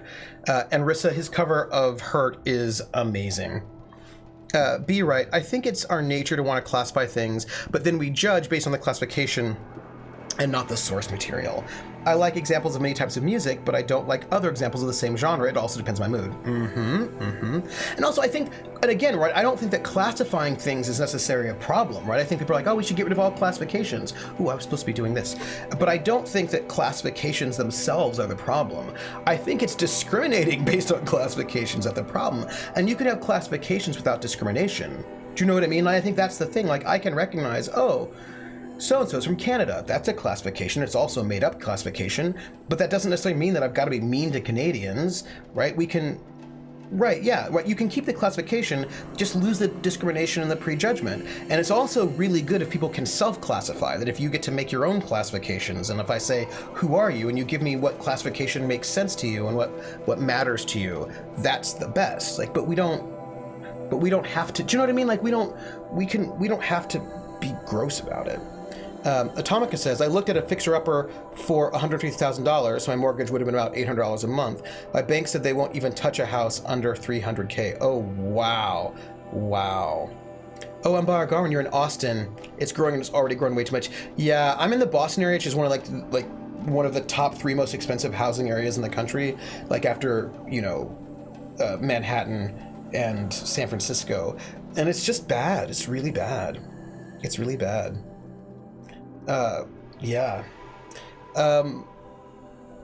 Levi says, Rissa, yeah, Trent Reznor basically said Hurt belongs to Johnny Cash now. This is interesting because this is part of what I was thinking about when I was watching the Linda Ronstadt documentary. Oh, you're going to be talking about music. Atomica says, rent for a 1-bedroom, 1-bath apartment here is $1,200 at the cheapest, and that's why I'm living out of my car. In this area, a 1-bedroom, 1-bath is like $1,500 at the cheapest in the Boston area, and I think a lot of times they get more than that. It's hard. It's really bad. Like, we need better housing solutions. You know what I mean? Like, we really do. Which sounds like a marketing ploy to co-opt a trend among a certain type of people for more money. Austin has always been growing and growing, and that freeway just says nope, but they do it anyway. Nashville's getting really bad too. We stopped talking music when? Yeah, it's true. My housing solution was to live in a rural area. But of course, the problem with living in a rural area, Levi, your 3-bedroom house was $80K. It's nice. That would be I don't even know what you'd call that in my area. But the problem with living in a rural area is that very often the jobs aren't there, right? That becomes the problem, is that oftentimes in those rural spaces, the unemployment's really bad. So you may be able to afford a house, but will you have a job? But then there are a lot of jobs in sort of like urban areas, but the housing's insane and people can't afford to live there. And so then you have people commuting 2 hours a day to get from places where they can afford to live to where their jobs are. And that's really terrible. Like, that's awful. And I just don't think it should be that way. People should be able to live in the area where their work is. And there should be work where people live. Oh.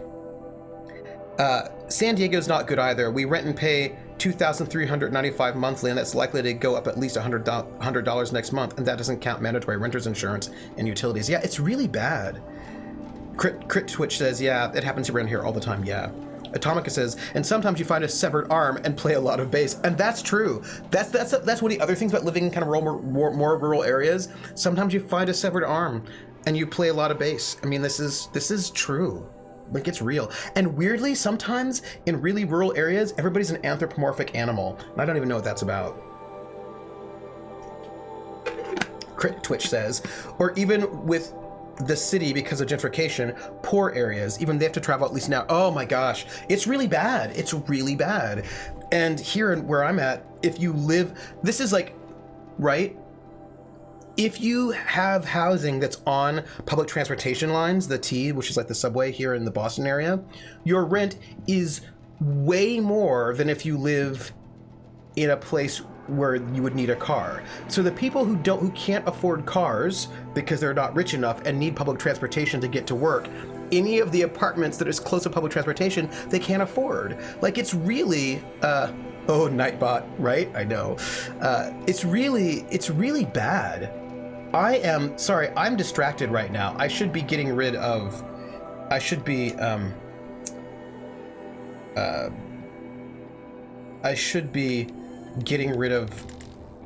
some things, is what I should be doing at the moment. Yes. This is what I'm doing. I'm kidding. Yes. The only person I know who makes a decent wage drives to Boston from the South Coast mass every day. Yeah, see, Atomica, this is what I'm talking about. I'm talking about the badness that is forcing people who don't have a lot of money to commute long distances. Oh. So that's a marker, which means I want to go the other way for a moment. Because, so this is the way I came from. Like, it's just really bad, and it's not cool. Going back down. And we have to do something about housing. Like, there really is a housing crisis, and it's not good. Like, it's no bueno. Like, people need to be able to live, right? They need to be able to afford to live in a space. Further, hopefully out of this cave. And I find it very distressful.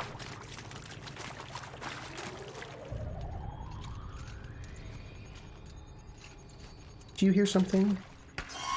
Oh, it's fine. It's fine. Don't worry about it.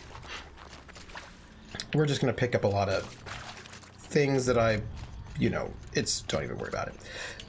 It would be nice if they finished that damn rail they started building in like the 60s. Yeah, that would be nice. Right? I mean, I'm going to pick up my rock. Okay. We are going ever closer to our search for the shaman. This way. And I don't know if you all have heard this, right? But they've got this housing in Los Angeles, and they might have some in San Francisco. They're building some in the Boston area, and what they're building is... Done with the cave. So what's next on this path? I've got to tell you. So, I'm going to tell you, right? Oh, don't worry, Atomica. Go dark, come back when you're back.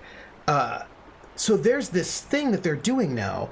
They're building dorms for people to live in. But so they're like one room with 2 bunk beds, or like 2 beds and no bathroom, right? So it's like living in a dorm, and they're building these dorms for people to live in. But it's still to have a single bed in a room with another person. People are still paying like $1,000 a month to rent a room, to rent a bed in a room. Like, so they're having these dorms, but they're not affordable, right? Like, I mean, I suppose it's more affordable as opposed to building dorms for people not to live in. Well, maybe. Let's see what we can see here. That's bad. Yeah, I mean, the idea that you'd have to pay $1,000 a month to rent a bed, like that's bad. That's bad.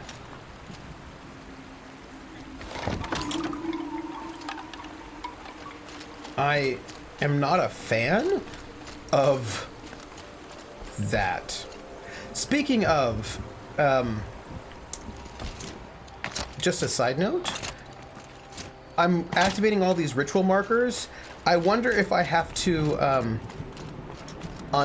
mark them on the way back. Do you know what I mean? Like if I have to, What is this bridge work? Looks like it needs to fill up with water before I can cross.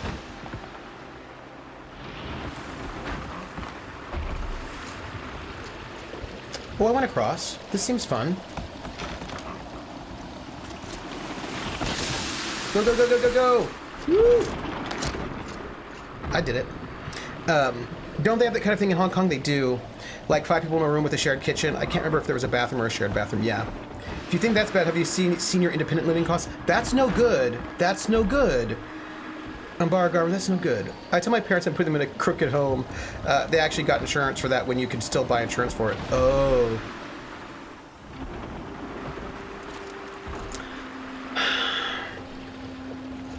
And the thing is, there are people just taking advantage. Do you know what I mean? There are people just taking advantage. There we go. I will say, just side note, in case anybody cares, I'm concerned. There we go. Hey, look, she's actually using something she doesn't, like, ruin her hands this time. I can go here for loot. What's in here? Oh, Ridgewood? That's fine. I don't think I need... I mean, I could build... Here, I'll build these. It's a little bit of a waste, but I'll do that. Yeah, just generally speaking, there are people who are taking advantage, right? Like, they are... they know that people need housing, and so they just drive up the prices. And they also want housing for people with lots What's this one? of money. Okay. So, we have a bit of a puzzle. Rissa says, my parents were paying $5K a month for one of those places, which included 3 meals and utilities, but the food was terrible and not nutritionally viable for my mom, and it was emptying their savings, so now they're in an apartment for way less than that. Wow. That's a lot of money. To top it off, these people are usually without an income. Yeah. Yeah, I mean, it's, yeah. Yeah, I mean, yes, it's messed up. Jer says, part of it is that places that used to be affordable, housing has become cool place to live. Duplexes in Boston. Yes, right there. This is the problem when it becomes cool, when certain things become cool and hip. People with so Down, then up. let's interact with this. Down it is.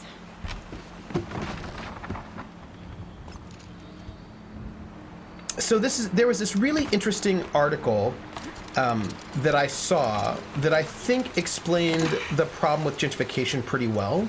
Like there are a lot of problems with gentrification, but there are a number of people who are like, well, what's wrong with gentrification? It's just making a place better. Like, what's wrong with that? Right? It makes the place safer and nicer to live, and why would that be a problem, right? And I think a lot of people don't quite see what the problem would be with gentrification. They're like, I don't get it. So, here we go. Oh, what is this? Oh, I've got some pigment. Huh. I should be looking out for these things because I clearly need more of them. The original will just get thrown out. Yes. And this one article, let's see, Sparker and Ridgewood. So let's get rid of some Sparkers. So I need to get rid of 1, 2. So this is, let's get rid of, let's disassemble 30 Sparkers, 35. Yeah, it is a serious lack of perspective and mindfulness, and that's really true. And I think people just, they're not being mindful, right? Like this is one of the problems. There's a lack of mindfulness. And the better a place is, the less affordable it is, and usually doesn't lead to income increases. Nope. I think I might have made some poor choices here. Let's see if I could, okay, we're good. So, gentrification wouldn't be bad if they helped the people living there rather than replacing them. Yes. Yeah. And so this article was about this sandwich. It was about a restaurant. So, I can multitask. So there was some kind of New Yorker article, you know, one of those like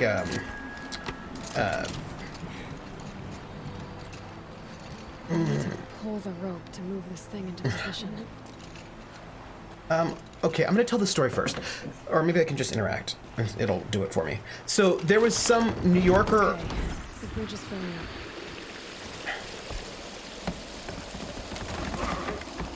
Oh, I see what I need to do. I see what I need to do. Yeah. I get it. I see what I'm gonna do. So I'm gonna tell you the story first.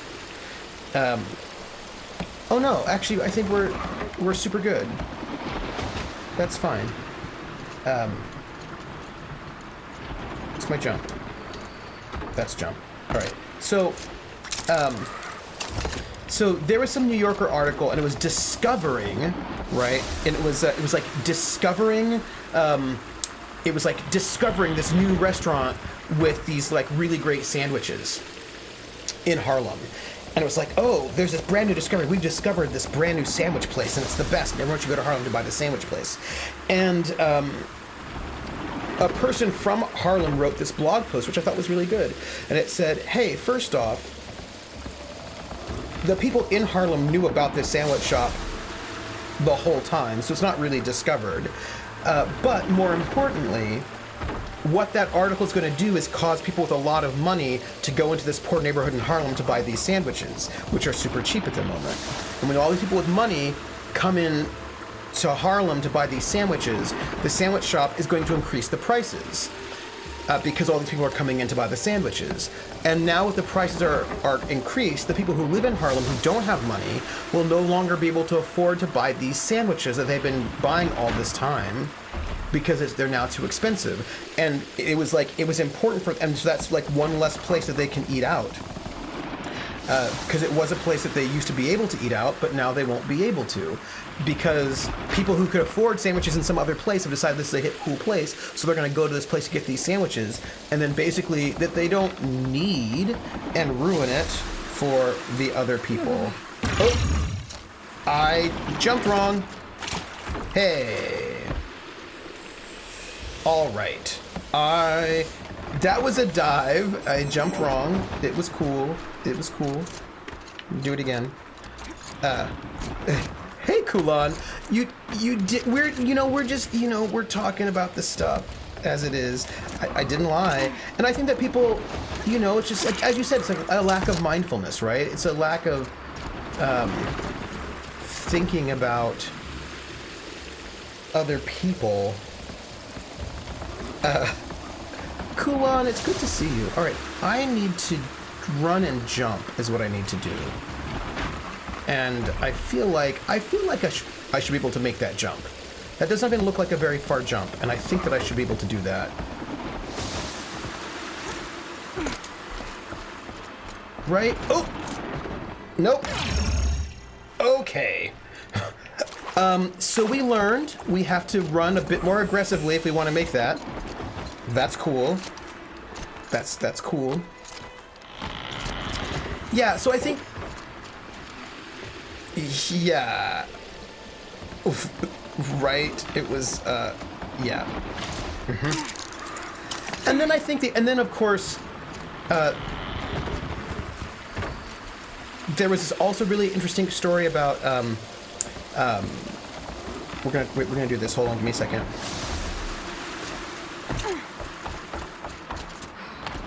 Got it. There was an interesting story about the gentrification of the Mission District in San Francisco, which was mostly a Latinx neighborhood. So people would move into the district because they're like, how cool is this district? And then what they would do is they'd see Latinx people around, and then they'd call the police on them because they're like, who are these scary Latinx people in this neighborhood? And like, there was a story about this young man who grew up in this neighborhood in the Mission. He was a security guard, and he was on his way to work, eating a burrito in the park. And because he was a security guard, he had a taser on him because that was part of his job. Somebody was like, oh, a scary Latinx person.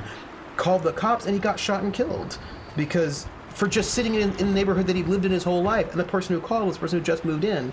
And so there's ways in which people will move into these neighborhoods and then actively do things to push the people who live in there out and make them feel not at home. Yeah, so you know what I mean? So it's like a very difficult, like that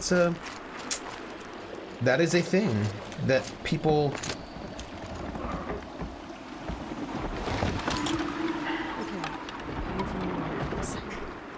That's right, and they don't care, and that's the problem. They don't care, and I think,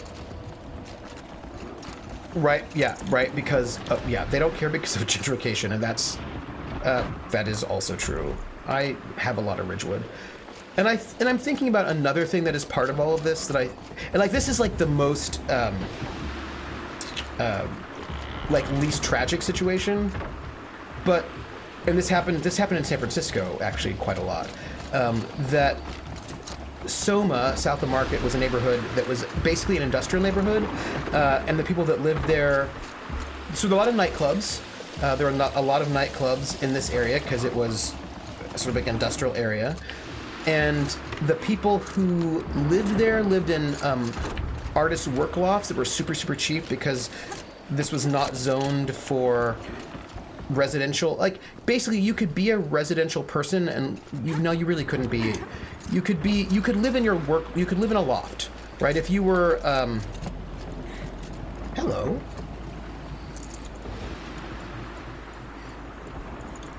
That was nice. So there were these, like you could live in these. You could live in a warehouse if you worked in it. You could live in these lofts if you worked in the lofts. Like so, they were for like basically artists and people like making metal work and that kind of stuff, right? So but it was basically, this was an industrial neighborhood, lots of nightclubs, people, work artists, right, that kind of thing. And then the Silicon Valley types, the .com types, started thinking, oh, how cool and awesome is this neighborhood? It's so funky. There are all these artists living here, and there are these clubs. It's so neat. So then they illegally start buying up these work lofts. These work lofts, because you're not supposed to live there if you're just residing in them. You're supposed to be a person who's working in the loft. It's supposed to be for a mixed thing. So they'd illegally buy these work lofts, and then pushing out the artists, who then don't have anywhere to live. But then, what do they do when they all move in? Then they are like, this place is so loud because there are nightclubs here, and then they get the nightclub shut down because they're like, it's so loud. And then they push out all the artists they thought that they liked. The things they liked the neighborhood for are the exact same things that they then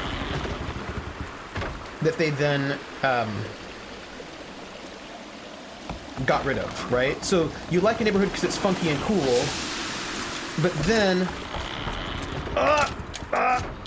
no, come on, don't die.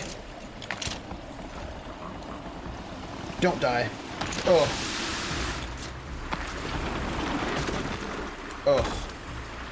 I'm being hit by a bridge. Maybe I can, ooh. Here, we got it. You ready? Nope. Wait, I'll get it. I got it. Look, I'm seriously gonna get this. It's gonna be a thing.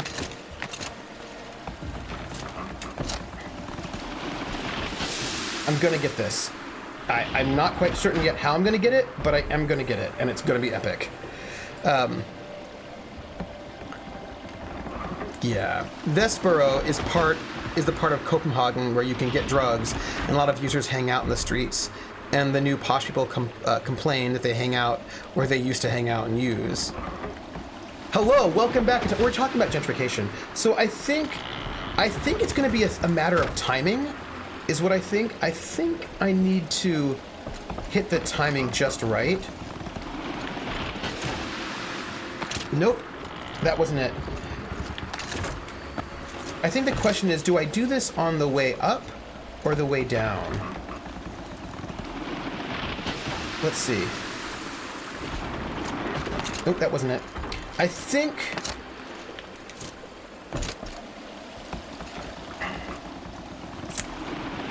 I feel like I should be able to run across when it's at its top, but I don't know if that's actually true. No, oh, I'm glad. And I just think it's hard because then where are the people going to live, right? So I think the question becomes, do I want to jump? When do I want to jump? I think... There, that's it. That was it. It's fine. That's when I want to jump. I got it.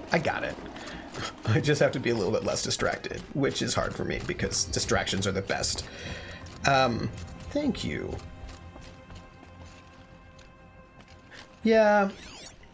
And I just think it's sort of ironic, right? Because the posh people left the cities because they thought the cities weren't interesting.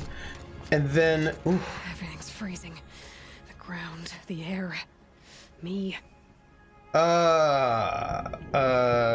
Well, we're gonna just jump, everybody. We're gonna just jump. Hope we make it. This is not the area for Jupiter multitask. Yeah. Okay. Oh, okay. Oh, come on. Don't die. Come on. Oh, come on. Move up, move. What was that? What is that? Irving wasn't exaggerating. There's definitely something new out here. What was that, everyone? I don't think it's friendly. Cutscene! Can I see it? Do you think our shaman is in trouble? Bearbot. That seemed a bit taller than a bear. And very worrisome. Very worrisome. The Bearbot has a kazoo, which I think is important. I mean, I think we should all have kazoos in our lives, right? Let's activate this ritualistic marker. Onward and upward. So I wonder whose job it is to reset the markers. I feel like in real life, Ayla would be expected to reset the markers, is my feeling on that. Because, come on, right? I discovered a campfire? Wait, do you hear that? The sound of that. I don't like the sound of that either. Oh wait, something's wrong. My suit's overloading. Oh, I see what's going on here. It's that business. Oh, we've got it. I'd have to leave something else behind. Yeah, it's fine. We're going to quick save, is what we're gonna do. Yeah, we have seen this before. And there's a tower right over there. And I have got, I don't think this is gonna be a problem, actually. Because if I remember correctly, what I did last time was shoot it.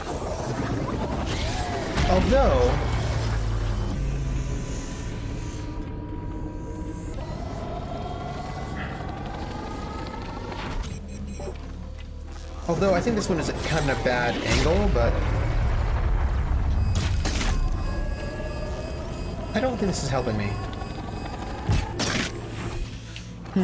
Hold on.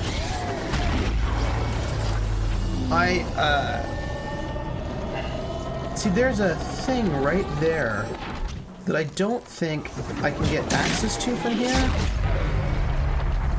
Shield won't hold up against those pulses. I know it won't. I was paying attention. I wonder what happens if I do this. That's not interesting. If I do that, that's also not interesting.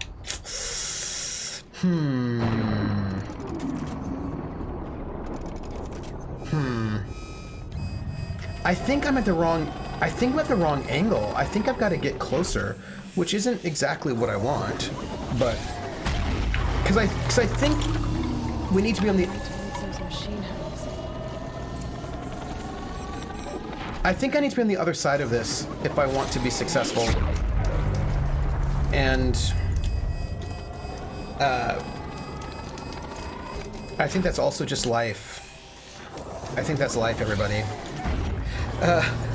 Was this an... You know, it might have been an art project made in a loft. I mean, we don't know. We don't know. I'm dealing with my inventory again, everybody, because... Wait, I thought I had... What are we dealing with? What am I not picking up? Blaze. Oh, I like Blaze. I find Blaze useful. Yeah, let me do this. That's fine. I'd have to ditch something. No, I don't have to ditch anything. It's leave me alone. All right. So we're gonna have to figure out how to get over there. Are there other things that I need to worry about? Secret things? Okay, look, this looks like a trap. I'm gonna jump down there because, you know, I'm going to. But this looks like a trap. This looks like a trap. Because I'm gonna lose my shield. Look, this is a trap. This is a trap, everyone. This is a trap. There's a cutscene. It's a trap.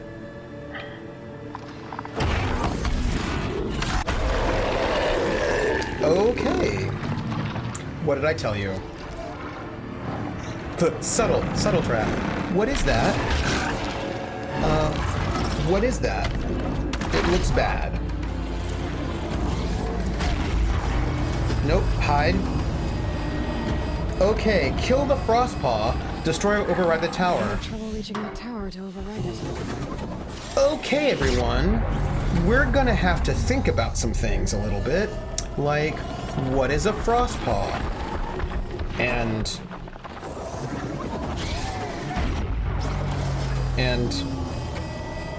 how do I kill it? But more importantly, oh, hey, there it is. Let's look at a Frostpaw and see about them. Let's learn about them. A huge acquisition machine that circulates cryogenic fluids for its attacks and defensive capabilities. Despite its size, it is quick and deadly. It is strong against ice, but is weak against fire. It has a freeze sac, a freeze unit, a power cell. Well, you do have to get rid of the tower, but I think that right there is the thing that I need to hit to destroy it. So if I can hit that, that might be what I need to do. I am going to do my very best to try to hit that. Guess we're doing it, oh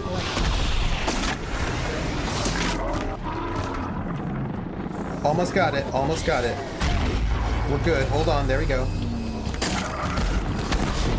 There we go.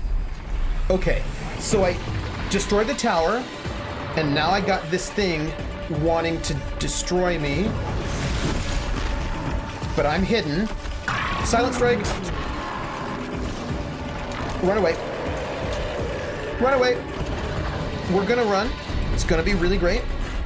We're gonna try to find a place to hide again because I'm not ready to fight this thing at the moment. So I'm gonna go back to hiding. I don't know where my hiding place is. Where did my hiding place go? You know what? Oh, hi. That's okay. We're gonna, we got a plan. We got a plan. And my plan is set traps. And I'm gonna run. Woo! That was only one trap. I wanted to set a lot more traps.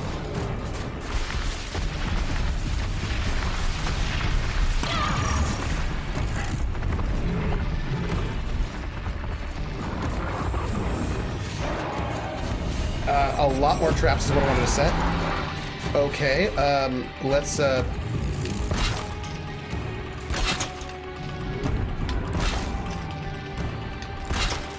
gonna...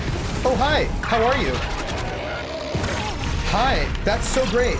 That was really awesome. How are you doing? I'm feeling so great right now as this thing is trying to kill me. It's really good. Yep. Making some notes. There's some things that I need right now. I think I need that. I also think... Hi, how are you? I also need to find my... There's a thing that I'm looking for. Ooh. Yeah, I need to get access to this. Oh, hi. Woo! Also maybe a little bit of this. And then also maybe a little bit of this. And then also maybe a little bit of this. We have a plan. It's called Ring Around the Rosies. And it's also the plan of placing lots of traps, blast traps, in all of the places. Hi. Are you gonna come and chase me?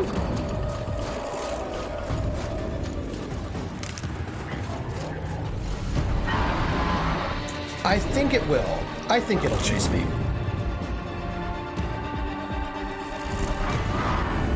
Hi.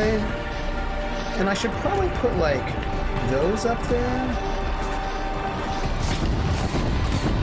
And just do a little bit of that. Like, it's cool.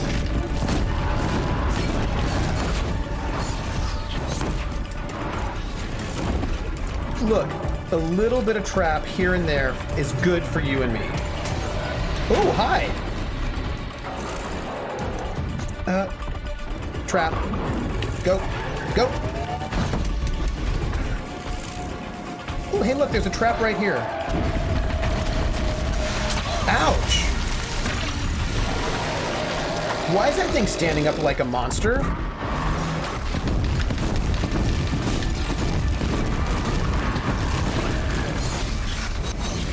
Nope.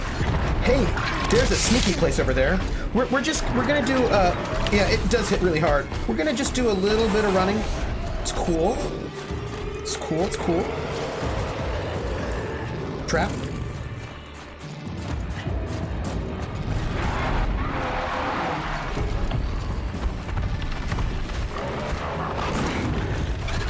Gonna also run over here just a little bit. Just a little bit. And let's hope it gets hit by something, which is awesome. Also, maybe...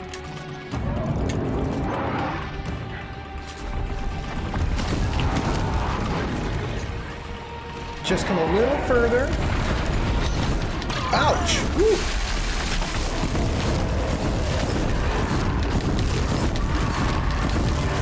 I think I'm feeling good about this right now, everybody.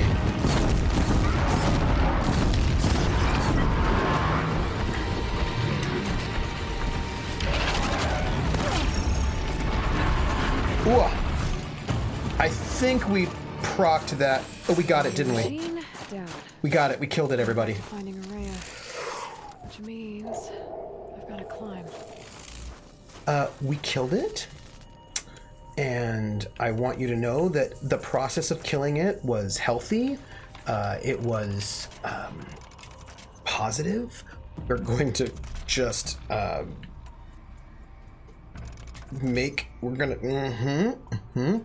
yeah. We're also, before we pick up anything, I'm also going to just craft some stuff because here's why I'm crafting.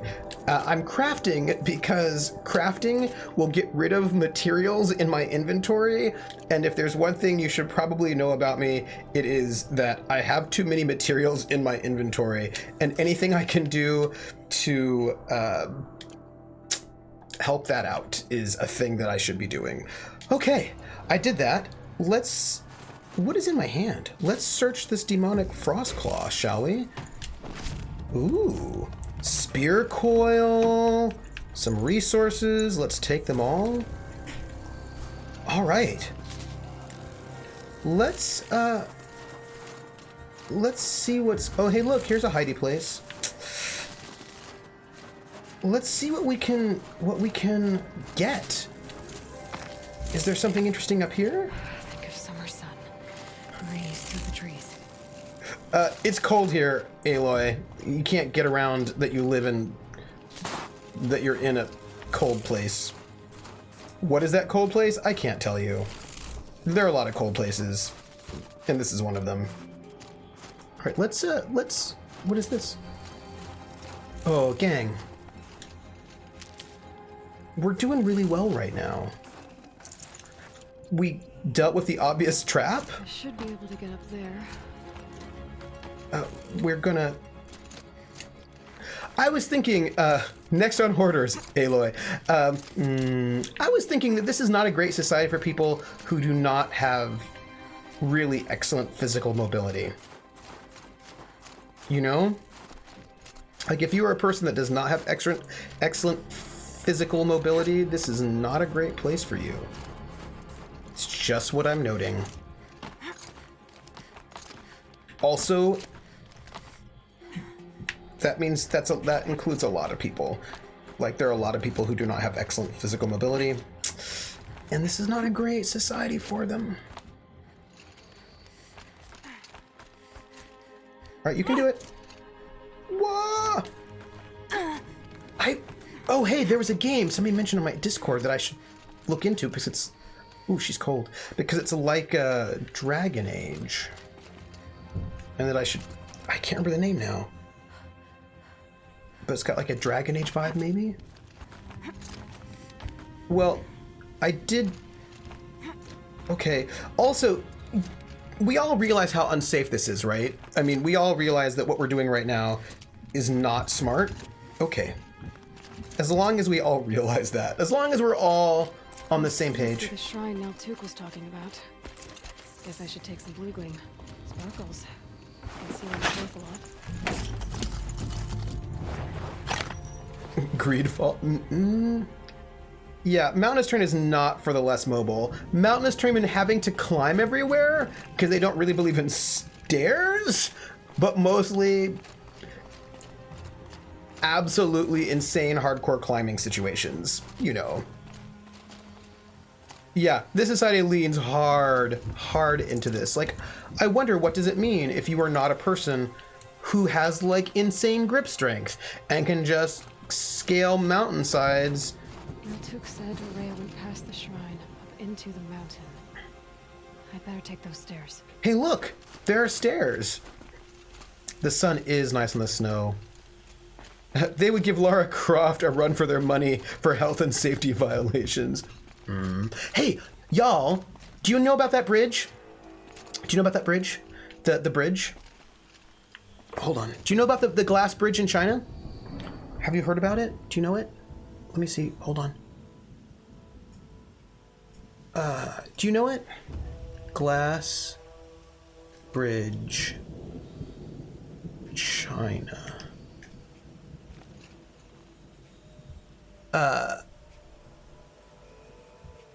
So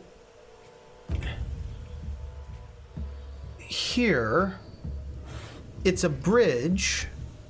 Ooh. It's the world's highest and longest glass bridge in China.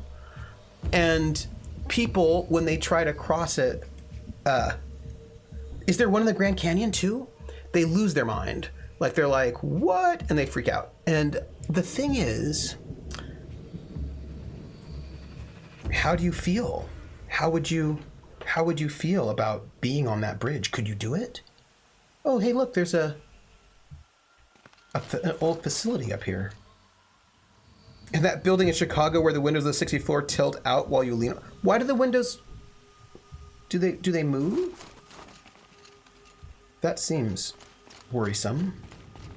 One word, nope. So, when you lean on them, they tilt. That seems like that would be distressing. That seems. Ancient door. Maybe Ore is inside. Maybe. Let's find out. I want to go to that bridge to find out if I could cross it.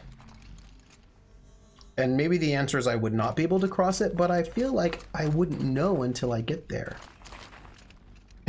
This is a good question. Why would anyone lean on a window? It's kind of rude. It's rude to lean on a window. Hello. What is this? March 10th, 2046. I just spent 16 hours in here trying to install upgrades. Please link Atomica. Efficiency for the central processing unit. Project Firebreak is going to need the brain power. Let's just hope I'll have enough of my own. Anita stayed with me the whole time. We got a lot done, but every time she brushed by and I smelled her hair, oh boy, I should just go to bed. You should. Huh. There's love in the air in the post-apocalypse, or the pre-apocalypse, or the apocalypse? The during apocalypse? Yeah, so I don't know. Like, I don't know if I could do it or not. I don't know if I could. Strange equipment. What was this place? I don't know. Maybe an observatory? Or something like that? I feel like I'm checking my focus not as much as I should be. But it has been made some sort of ritual place. That is certainly true. Apocalypse process, right? Because I feel like there's like the apocalypse, there's the post-apocalypse, and there's the pre-apocalypse, but like, okay, RPG idea. Pondering it. There are a lot of post-apocalyptic RPGs, but not a lot of during the apocalypse RPGs. That seems like it could be really interesting. Mid-apocalypse. The mid-apocalypse. That's what it should be called. The mid-apocalypse. There are not a lot of mid-apocalypse. That looks weird. There are not a lot of mid-apocalypse games. I'd be interested. This is Director of Security Blevins resending the emergency supply order.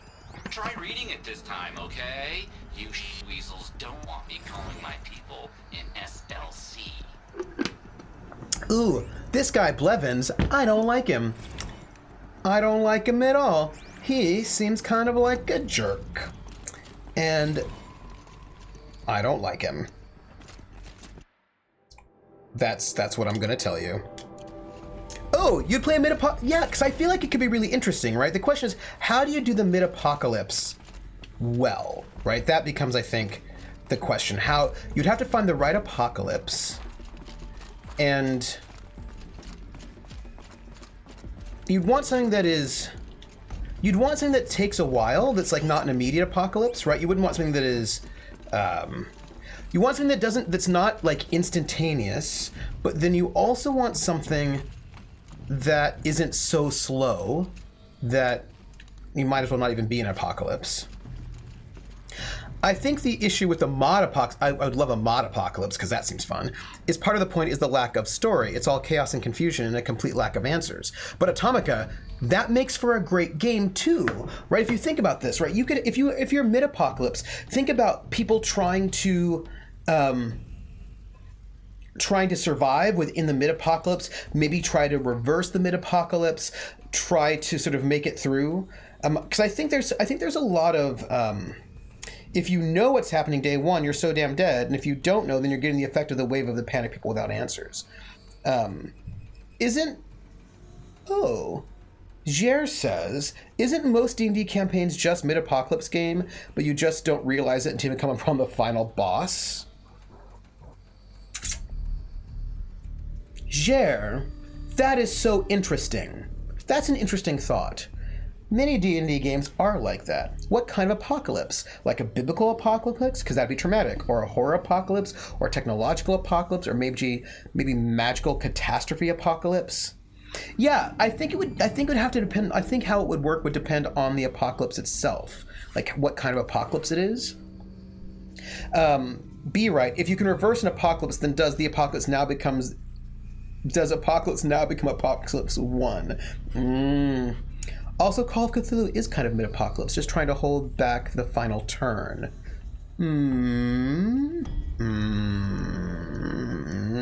Good points. Rephrase. The stories we'll be part of will be smaller and actually unrelated to the apocalypse, just the results of said apocalypse. Which, I love small games. I'm a big fan of like small contained moments. But then, but that's also true. Like, that also depends. That would also be true of a lot of post-apocalyptic stories. Like a lot of post-apocalyptic stories are not going to be grand scale either. They're going to be small, right? Dealing with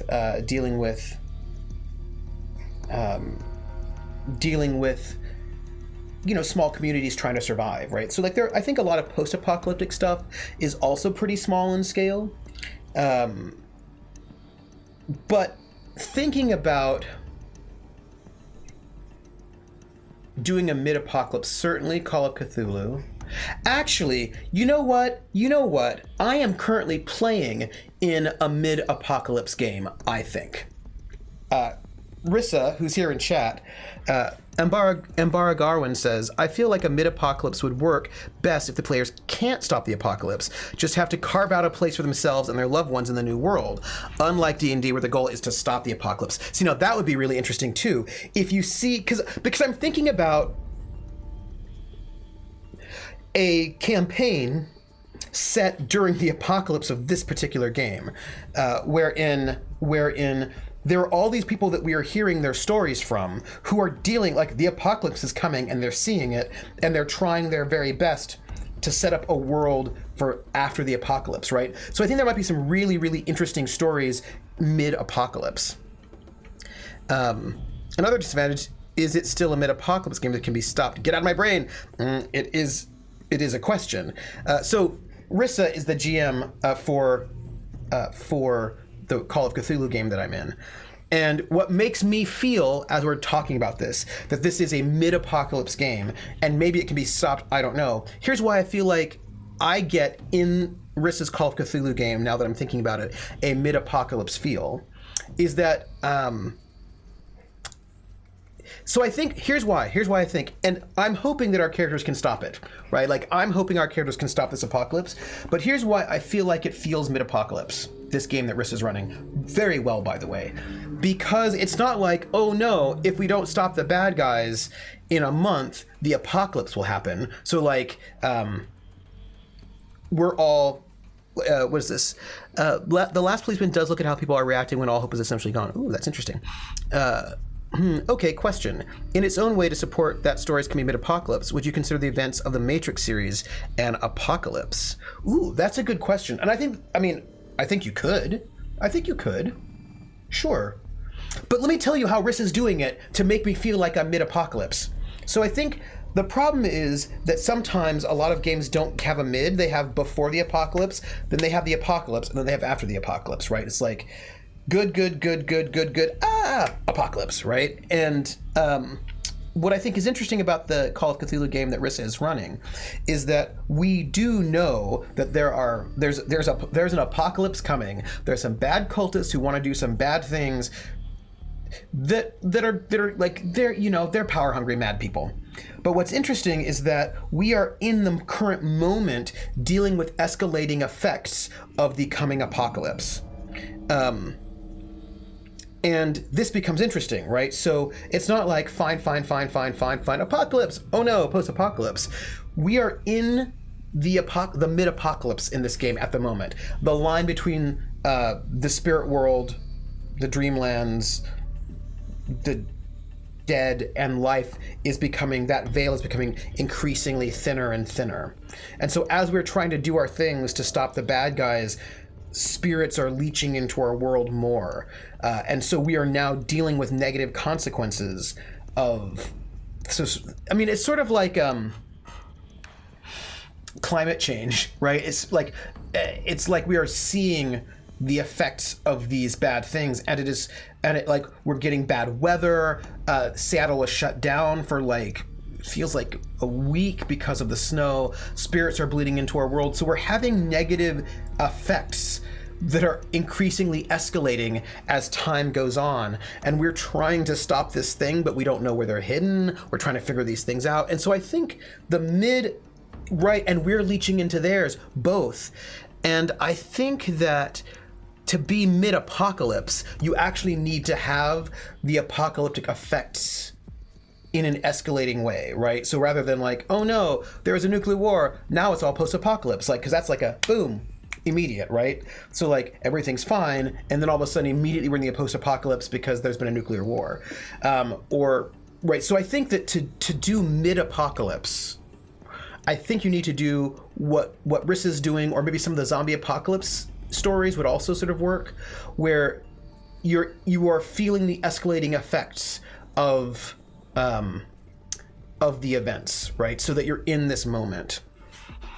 When I was in college, I concocted a world that meant to answer the question, what happens when the heroes failed at the climax, and there was an apocalypse, and what that world would look like after the new order arises, so post-apocalypse. Yeah, and actually I think what's cool about Horizon Zero Dawn is that I think Horizon Zero Dawn is post-apocalypse, right? Like, I think that's what I think. One of the reasons I love Final Fantasy VI, you actually fail to stop an apocalypse halfway through the game, but it picks up a year after that, so that's interesting. Ambara Garwin says, I feel like a mid-apocalypse game would be best with a finite clock. Have events planned out in an in-game calendar that the players can't change or at best can delay. See, that's also really interesting. But I'm also thinking about, let's think about zombie apocalypse. If you wanted to do zombie apocalypse in a mid-apocalypse way, I think what you probably want to do is start with no zombies, and then start having what this is what I would do if I were going to do a zombie apocalypse game where I want it to be mid-apocalypse. I think I'd have them doing their stuff, and I think maybe I start having them hear about zombie outbreaks in other places, not where they're at just yet, and then hearing about it on the news, and then sort of dealing with this sort of concern, and where it's increasingly clear that we are in the process of a zombie apocalypse, but their space in it is not yet. It's not yet. The Walking Dead or something. Rissa says you have to feel urgency, right? Yes, that becomes I think key, right? I think key to a mid-apocalypse is urgency, right? Because post-apocalypse you may not have urgency because the apocalypse has happened. But I think that to do mid-apocalypse really well, you need to have a sense of urgency. Did you ever watch The Greatest American Hero? Which I did, because it was amazing and had a great theme song. William Cat gets the suit minus the instructions and is stuck in traffic when he gets the dedication Eve of Destruction on the radio. Right. Speaking of clocks, reminds me, Trooper, you possibly owe me an answer if I didn't just miss it the other night. I feel like I must have answered it. I feel like I did. I feel like I must have answered it. Did I? I think I did. Didn't I? I think I must have done. Maybe? Ambara Garwin says, zombies are a hard apocalypse because it's more of a finite event than a geographic spread, whereas a technological or magical would have more build-up and actual duration. But I think you could probably do zombies with a geographic spread. I think you'd actually have to actually do it that way, not have it be like zombies everywhere, but actually sort of like build in the mid. You'd have to build in the duration and the urgency. I think it could be done. Hey, Dr. Oculari. Sounds like Shaun of the Dead. Yeah, I think that you could... I think you could do that. Like, you have to feel like you could fix it, right? You want the players to feel like they could... You want the characters to feel like they could fix it. I don't know what the players are going to think, but maybe they can, maybe they can't, and then we'd have to find out what would happen. What about a Forged in the Dark mid-apocalypse game that has Doomtimers built in? I think that's probably Apocalypse. Well, Apocalypse World is post-apocalypse, right? But they've got timers and all that, right? Don't they? How many hours in... Oh, yeah, I did answer that. It was 35, Atomica. 35. Robert Culp was great as the FBI agent. It's true. No worries. What do we have here? Oh, Blevins. Director of Security Blevins is riding us like a petty tyrant. I can't even sneeze without triggering his control issues. Ooh, that is interesting, Ambara Garwin. Ambara Garwin says, I think a more interesting mid-apocalypse game would be a staged apocalypse, like a biblical spiritual events trigger apocalyptic consequences. Yeah, no, that would also be pretty good. Like with that one, what I would do, like the stand RPG, yeah, right? So some kind of game where there's some kind of weird things start happening. You learn about the prophecy has stages, and you're like, what do we do? Especially if the prophecy doesn't tell you how to stop it, right? Like that would be... yeah, biblical mod apocalypse on right. You keep saying mod apocalypse, Atomica. You keep saying mod apocalypse, and every time I read it, I start imagining. This is my mind. It's not you. It's me. I keep imagining people in 1960s mod clothes running around, freaking out. That is what I see. I see a lot of people in mod clothing having a great time. What is this place?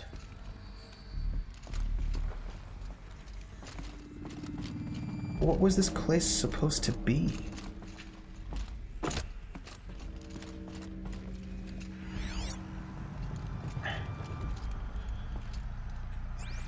I'm on my phone. No, spell check is the worst. Spell check. Restore power to the door and investigate the source node. Those nodes on the floor must be connected to the door. Atomica says. B Right says, or your stream mods using the banhammer and everything. That would also work. Mod Apocalypse is when I finally had enough trolls. And Jer's like, no! And then the banhammer's like, whoosh, and like you can see Jer with the hammer. Ooh, now I want Jer with like a big, like super two-handed hammer.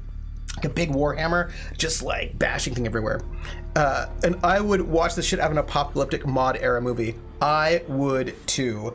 That would be amazing.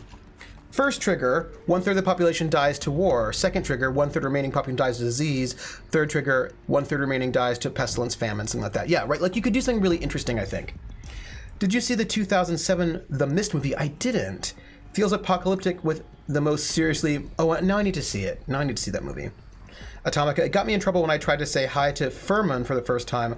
Took a wild guess what it spelled. Oh. Door again. Oh, here we go. What is this? Okay.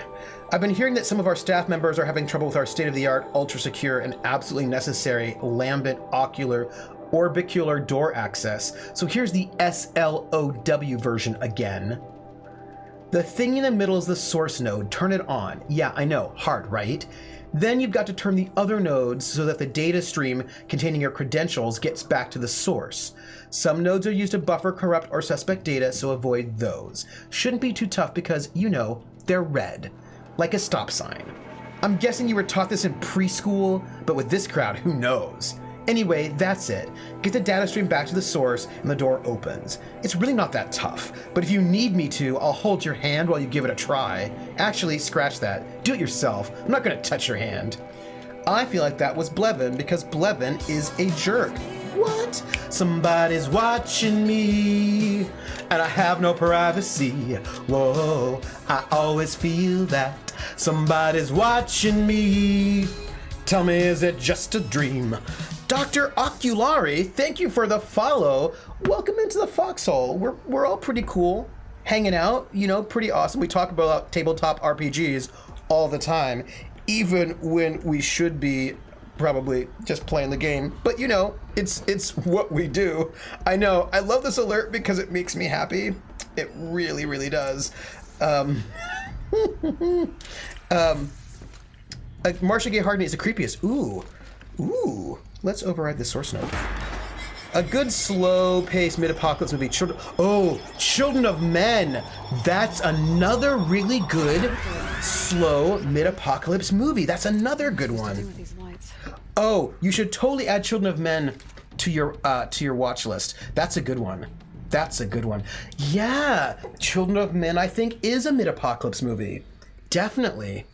I've not stopped... overall pretty cool until the mod apocalypse. I actually am a... Let's see. We need to get data to the power source.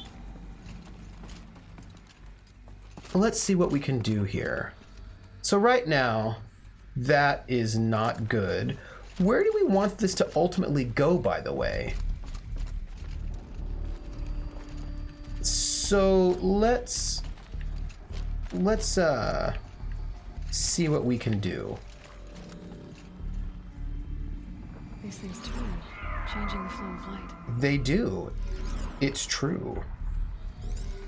I just am trying to figure out where my end goal is. Do you know what I mean? Like, this is... So let's do this. Let's, Fifth Element. Yeah, and so I actually am... Let's see what we can do here. I don't think that is going to work. But also, I'm not even quite certain what our goal here is. Do you know what I mean? I'm not even certain what our goal is. What is our point? They win, but it's totally mid-event. Yeah. Oh, I'm ruining my own argument about mid-apocalypse. No, I think... Yeah. But I actually... This is interesting. Like, now I want to... Alright, so, hold on. So we cannot turn... We cannot turn this. So let's see what we can do. Let's see what have we got here? Let's see. We can do this. All right. Let's see if the door's open. Golden. All right. Doors.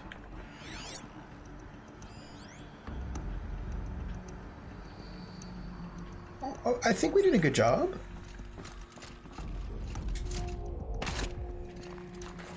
Doors might look good. So now I think we've got to go back out. All the way around. It's fine.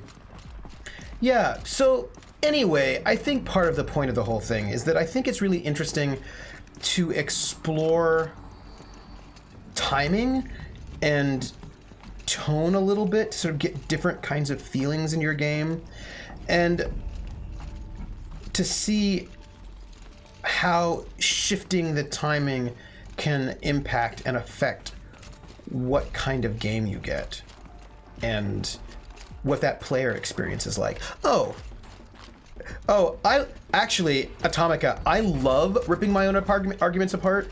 It is my jam. And as a matter of fact, if I have an argument that I feel really good about, then I just will probably spend a lot of time trying to rip it apart because that's the only way I know if my argument is good. And then also dealing with complete panic, right? I think there's, and then questions. And I think actually just pondering this game here, which I think is really well done, thinking about the ways in which the different people deal with the impending apocalypse. Do they become hopeless? Do they fight back? What do they do? And I think that would be basically, I think it would be an opportunity for some really amazing RP that you could get some great, if you have the right players. How am I going to explain to Kenny that Firebreak is doomed without a guiding intelligence advanced enough not only to think, but to feel? What do you think this was, this place? This is kind of mysterious. Yeah, like do they have hope? Do they not have hope? Do they make self-sacrifices? Do they not? Like, what are they going to do? And I think with the right players who are really into RP, I think you could do something really beautiful and really meaningful, and you could probably create some kind of amazing have an amazing game out of that, is what I imagine. War of the Worlds is another one. Yep. Like a bad movie, but good story. Like so little of War of the Worlds has to do with the aliens. Yeah. Embar Garwin says, do they just try to enjoy what time they have, but otherwise give up? Right. These are questions. See? Okay. So, whenever I run a game, these are the things that I like. I like there to be really good, interesting questions like that make us... I want hard questions that we have to think about and deal with, that make us think, who are our characters as people? And if that happens, I'm probably going to be pretty excited. And those are good questions. So an apocalypse is coming. What do you do? What is your... And I would love for that to be kind of sandboxy, so that the players have a lot of autonomy to try to figure out what they want to do. I think that has a lot of potential to be a really good game. Fresh air ahead. Ooh. Ambara Garwin says, it would also be really fun to play any of these kinds of characters, but also seeing these people in NPCs around the players. Oh, yeah. Right? And having a really, I just think that would be, with the right players. With the wrong players, it wouldn't be fun at all. But with the right players, it would be really, really good, I think. You could have... Ooh, Barantor has asteroid inbound, no hopes of escape, select few are put into space, but you aren't one of them. Ooh, Barantor, that's really good. That is a great setup. Ooh, I love it. That would make a great RPG campaign. So good, right? That would be so... Oh, I'd love that one. On Shifting Movie Gears, I watched a movie the other night that perfectly describes the type I want to cover in my thesis idea. Oh, nice. I want to hear more about it. Yeah, Barantor, that is the perfect... That's a good one. Maybe I can get back inside through that structure over there. Probably. You probably can, and you probably should. Do you hope that there's a way to survive? Do you try to seek refuge underground? What do you do? And then also, I would imagine some people do not respond well, I knowing need to get to those stairs. that A, there is an apocalypse coming, and B, they don't get to be on it. So imagine some people would probably be awful, and you've got to deal with people who are not particularly nice people causing trouble. The American president. Maybe there's some rumor that getting to the opposite side of the Earth increases survival, but the government's shut down as everyone fends for themselves. Oh, that's good. Do you lash out in an attempt to destroy the asteroid? What do you do? Do you want to try to destroy the people who are in space somehow? Because if you can't make it, then no one can. Or if you find out that someone's trying to... We're gonna die. That was a bad jump. It's cool. Don't worry. I'm okay. If you were worried. Because what kind of stream would this be if I did not jump unwisely onto something and maybe almost die? So, come on. This is what kind of facility was this? Oh man, someone just go full cycle and try to destroy everything. Right. Our radios are dying, while not apocalyptic, probably capture some of the emotion. Yes, our radios. Yes. Our radios are dying is very good. It's a 2-player RPG where two alien women who are lovers. Something happens to their spaceship, and they're caught outside of their spaceship, and they're in their spacesuits. And they only have a certain amount of time before their air runs out, and they die. And it's about, they have a half hour. So it's like a half-hour RPG. And they just talk to each other about, whatever they want to talk about before they all die. Mm-hmm. Yeah. Do you try to prepare in case you survive? Right. And, I think that would be really fascinating to find out, oh, I want to run this game.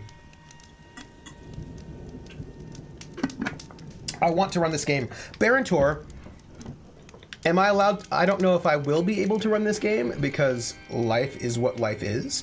But If I do run this game, can I run it? Barantor, can I run it? Can I run it? Can I run it? Will you be mad at me? Is it okay? If you say no because you want to run it, that's also okay. But just let me know if I can. And what if it doesn't actually hit the Earth at all? Right? Yes. Okay, good. Barantor, that is fair. That is a fair. Much higher to climb. Maria must be close. That is fair. That is super fair. I honor it. God, haha, just kidding. Right, like, oh, okay, let's open the store. Infrastructure would collapse, no food and grocery stores, everyone panics, everyone for themselves. Some flee the impact continent on boats, others try to go underground. You have that one group of crazy scientists that want to make a sub-arc and drop it in the Marinas Trench, right? Like, I feel like there's a... Tacoma, yeah, is like that, but on a smaller scale. Yes, Tacoma's another one. That's another way that does that thing that I'm thinking about in a great way. So yeah, I'm excited about. Ooh, let's see. Right, like I'm excited about the kind of stories you could tell that do that. Like that's really interesting. Yeah. See, like I would do a Tacoma RPG as well. That would be fun. I'm gonna get blisters, by the way, because I just busted out the banjo like hardcore for a couple of hours last night, and my fingers do not have calluses on them because I haven't played in a while. But it's fine. Also, how much advance notice do you have? Can you imagine how the world would react if they saw the apocalypse from 100 years out? I would say for me, for an RPG, if we're going asteroid and it's an RPG, I would say 1 year is what I would do. I feel like 1 year is a good amount of time where it's long enough that people have to deal with that, right? Like you can't just be like, screw it for an entire year, because that's kind of a long time period. So you want something that's long enough that just being silly is not going to work out so well, but short enough that it's actually really urgent. The other idea I had was an epidemic that only wiped out folks after a certain age. That also works pretty well. Places like Mecca and the Vatican and Graceland are swamped with people just seeking redemption and salvation. Totally. Yeah, I think... Oh, 310, thank you, Jer. RPG title 1 year to impact, right? I think that'd be really good. I think that'd be a really good one. Stares at climate change notifications from 1917. Looks at everything. Gestures of the world. We kind of know what had happened 100 years, but... Yep, to be quite honest. Yeah, Yes. Yes. Oh, what is this? To YNPF all. Date, December 23rd. First stage of main What is this facility? Dr. Kenny Chow. Attention all staff. It's with pride that I announce the completion of the first level of infrastructure on our primary facility. This compound will be the nerve center for our project and will require the team's continued best efforts to realize by the deadline. But even though there is much more to be done, you should be pleased with all you've accomplished so far.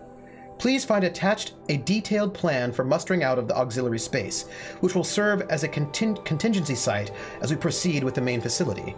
90% of our personnel must be relocated by 5 p.m. Wednesday. If your name does not appear on the assignment list, please email Marissa with me in CC. Your dedication, talent, and intelligence remain daily sources of inspiration. Dr. Kenny Chow, Project Director. Now, I really do want to know what in the heck this project is. Atomica, I take Elvis very seriously. I'm not going to laugh at an Elvis joke because, I mean, Elvis. I take Elvis very seriously. That's all I'm saying. I'm going to write this down in my notes because I think this could be important. What is that one mid-apocalypse game with the dying food supply? Gravity? Maybe? If you ran that RPG and had a calendar as part of your DM kit marking off days, it would be wild. Yeah, right? That'd be really, really good. Let's see, we'll call it 1 year to impact.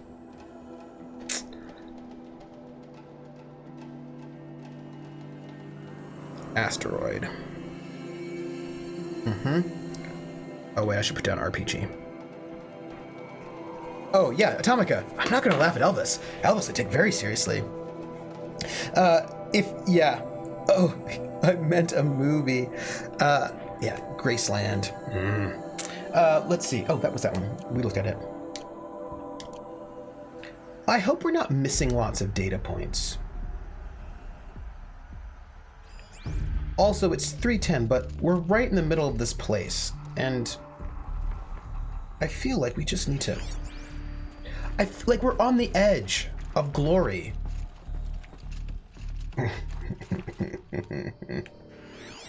Gravity? I wonder... Oh, hey. They're gonna let me go through here? Here we go. What is this? Again, I'm gonna go because, you know, going's a thing. She wife a goer. She a goer, know what I mean? Know what I mean? Wink, wink, nudge, nudge, know what I mean? Say no more.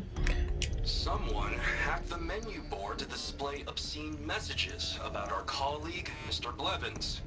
Is this the most advanced geological project ever undertaken, or a junior high locker room? Come on, people. So this is some kind of geological project of some sort. Well, that's interesting.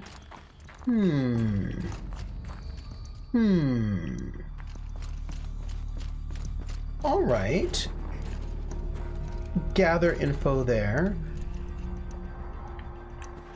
Just, you know, before we go the way they want us to go, I think it's important just to make sure there isn't anything in the places they don't want us to go. That's all. The idea that Earth is dying and the PCs can't do anything about it is a fascinating premise. I do too. I think it'll really, like, you'll learn a lot about who people are. Maybe instead of just sending them to space, there's a base on the moon that is self-sustaining, and they send some folks they deem important up there so folks on Earth can see the colony on the moon, but it's a lifetime away. Yeah, I like it. I like it, moon colony. Yeah.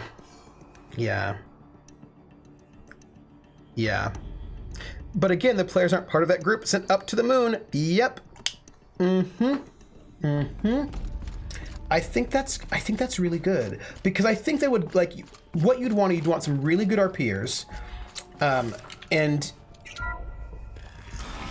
you'd want the players to start in the impact zone, to think about, be careful about any nuclear dump on Space 1999. Ooh. I ask again, as I've asked 1,000 times. Ooh, cutscene. Speak to me. Ooh. What more would you have me do? Space 1999. Wow. Is there no prayer that will reach you? No mark that will break your bonds? Ah!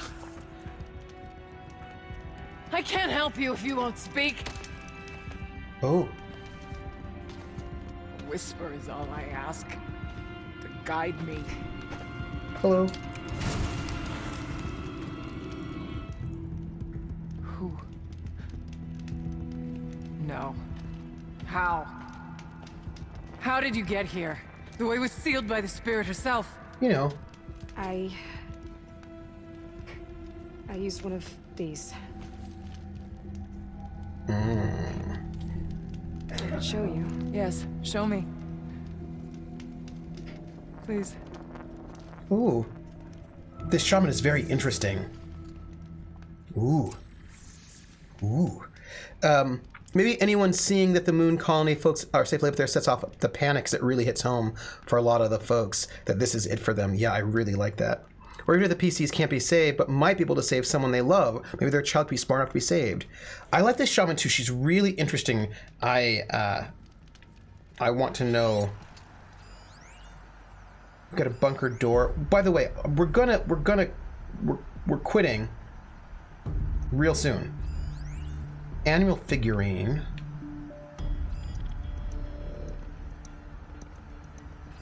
Here, let's just, before we say anything, do a little bit of, oh, red door. Just a little, checking things out. Just, you know, because we can. And then I'm going. Then we're gonna go. Probably. Because I got stuff to do. You know how it is? Like, I've got to eat some food. All right. Anita, as much as I hate the fact that Blevins installed lambent orbicular technology on the lower security door, I admit that for the auxiliary data center, it makes sense, especially given our goals for the central processing unit. I'm sure you're painfully familiar with the process by now, but just in case you need to forward instructions to your team, to access the system, activate the source node in the middle, then manipulate the other nodes to direct the data stream with your credentials back to the center. Make sure to avoid the red nodes. They're used to isolate any corrupt or suspect data. I'm sure someday you'll thank Blevins for making your work so very, very secure, Kenny. Which of the players would be willing to go down with the ship, and which players would be the at any cost, right? Like, I'm really curious. I feel like you could get some really neat, I think it would provide some cool and interesting answers. Like, I would be interested in finding out what the players do and what the PCs do, and I think it would make some really good stories. I'd like it. B. Wright says, for how politicians would behave in an apocalypse, if I recall correctly, King Knut was misunderstood as he was demonstrating he could not stop the tide, but our politicians are more likely to behave as a different spelling.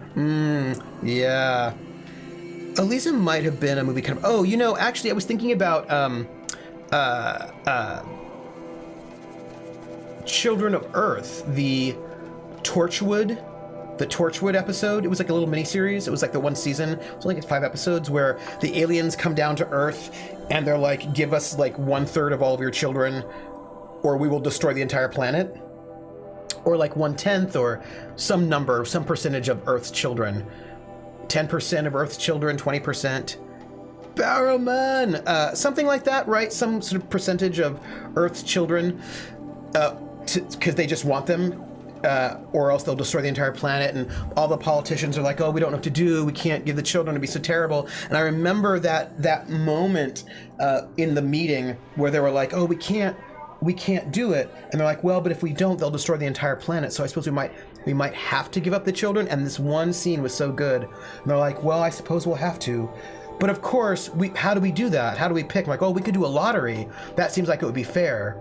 And they're like, yeah, but I mean, some children have more use to society than other children. Like, some children are going to be doctors, or like some children, you have a lot of potential and some children don't. And maybe rather than just randomly picking 10% or 20%, whatever it was, you know, maybe we could just maybe, you know, be more thoughtful about it. So like the children, like our children as politicians, they would clearly need to be saved and excluded. And, you know, the children of, you know, rich people. And so they basically decided to, you know, just give up the children of poor people. And yeah, and I was like, oh yeah, totally you would do that, right? Like you would totally do that. Yeah, It was a really like chilling moment in the show that I thought was super well done. So there is something else we need to pick up over here.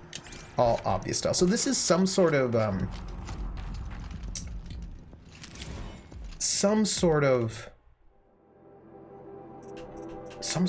geological thing. Yeah, our kids shouldn't be in the lottery. Yeah, right? That's how they go. It depicts a looming impressive animal inscribed 4 of 7 in a commemorative set, Montana Recreations. Trade at Hollow Hall for valuable rewards. A little bit to the right, too. Oh, yes. Politicians are important, corrupt ones aren't. Ultimately, unfortunately, power attracts corruption by its nature. Yeah. Voice log. Kenny and I don't need to fight about the laundry, so instead we fight about incommensurability and restrictions on machine intelligence. Huh. Okay, so there's some kind of AI situation going on in this place that I don't know all of the details of. So some kind of geological place that had something happened. We will learn, and the question is, does this have anything to do with what's happening right now, the badness? Like, you'd think it would, but maybe not. Let's override the source node. Were they working on one of Guy? I don't know. Were they working on one of Guy's subsystems? Ooh. But I'll bet the goal's the same. Get the light back to the source. Okay. I like the suggestion. I think it was in a Douglas Adams story that the only people who should be given power are those who absolutely do not want it. Be right. I have to disagree completely. I know people who do not want power and then they're forced to be in power. In academic departments, for example, right? Somebody has to be the department chair, and there are people who are department chairs and they don't want to be department chairs, and it's really bad because what they do is they sabotage, right, everything, and they don't do their job. They make everybody else do their job for them, but then there's no accountability. Like they shove their work on everybody else, but they're getting paid and get the course releases to be the leader, but they don't do any work. Then the whole entire thing is just like nothing positive can happen because there's no leadership, because they don't want to do it, and so they just don't. And then but they are the leader. And so if other people come up with ideas to do things better, they get threatened because they don't want it to look like they're not doing anything, so they scuttle anyone else doing anything positive. I'll tell you, people who do not want to be in charge should not be in charge because it's not good. It is not good. It's bad. So this is a big one. And we need... Oh, I gotta tell you, there's some bad leaders, is what I'm trying to tell you. Bad. Alright, so let's see. We need to get... Oh, so bad. Like, it makes me super unhappy about how bad some people are when they're made to be leaders and they don't want to be, and they're like, I don't want to do my job, and they make everybody's life really, really miserable. Really miserable. Oof. My experience back to me was that it was bare knuckle fighting at its most benign. Well, that is not inaccurate. All right, so that's not going to work. Oh, that can definitely happen. Be the first guy to raise their hand when a leadership is offered, and pretty bad too. Yeah, and it's just so terrible. All right, so let's start from here. Ambar Garwin says, Parable of the Thorn Bush from the Bible. All the trees wanted a king, so they go to the olive tree. But the olive tree protests that they are busy making olives that everyone enjoys. They go to the grapevine, but the same thing. They make grapes and can't be king. They go to the thorn bush, who basically admits that they are useless and agrees to be king. Oh, yeah. I think it's really rough, right? Because, I mean, for me, I think of leadership as service, and that we should all want to do our part, right? Like we should all... Okay, so that's not going to work. Let's see if this will do something positive. Like we should, like, you know, we should all pitch in and do our work and be part of it. And also, here's the other thing. Leadership is also a skill, and there are people who are not good at that skill, and they probably should not be doing that job. And some people also don't want to be leaders because they know they don't have the skill. Like, they know that that is not their forte. And, like, if it's not your forte, like, it's good for you to know it and not do the thing that you're not good at. Yeah, I can see that. A leader can be the one who wants to do it for the benefit of all, yes, and not for self-aggrandizement or enrichment. And I think that I think is the key. That you have to want to do it because you're part of a team and it's the right thing to do, if you know what I mean. You know? Okay. I think we're getting somewhere with this, by the way. I think we're going to be okay. And... Alright. Okay, let's, Yeah, like, you know, you don't want people who are...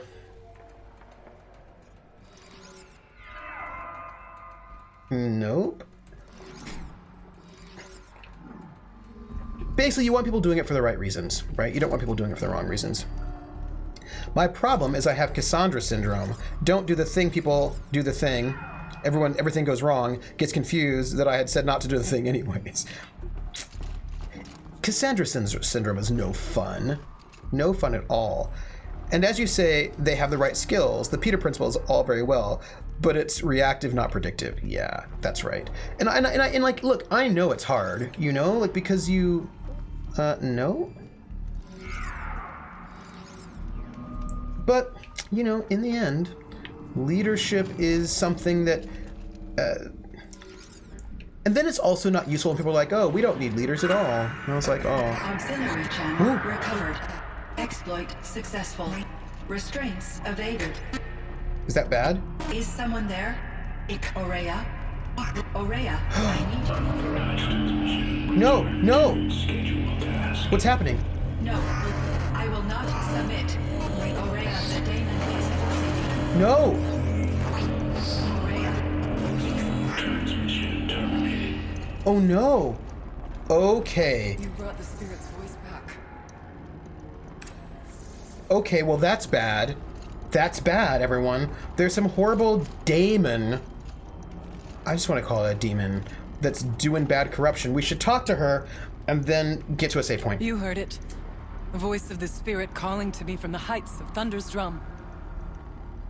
She was able to throw off the bonds of the daemon for a moment. Because of what you did. Every time they say daemon. Who are you? And what do you want? I'm Aloy. Naltuk sent me. He thought that you could use my help. He was not mistaken. You've been a revelation. Now Thanks. I know for certain that the spirit endures. Perhaps together we can find a way to set her free. Let's not get ahead of ourselves. I came all this way for answers, and so far, I haven't heard any. It seems to me that you are the answer. But of course, I'll tell you all I can. Okay.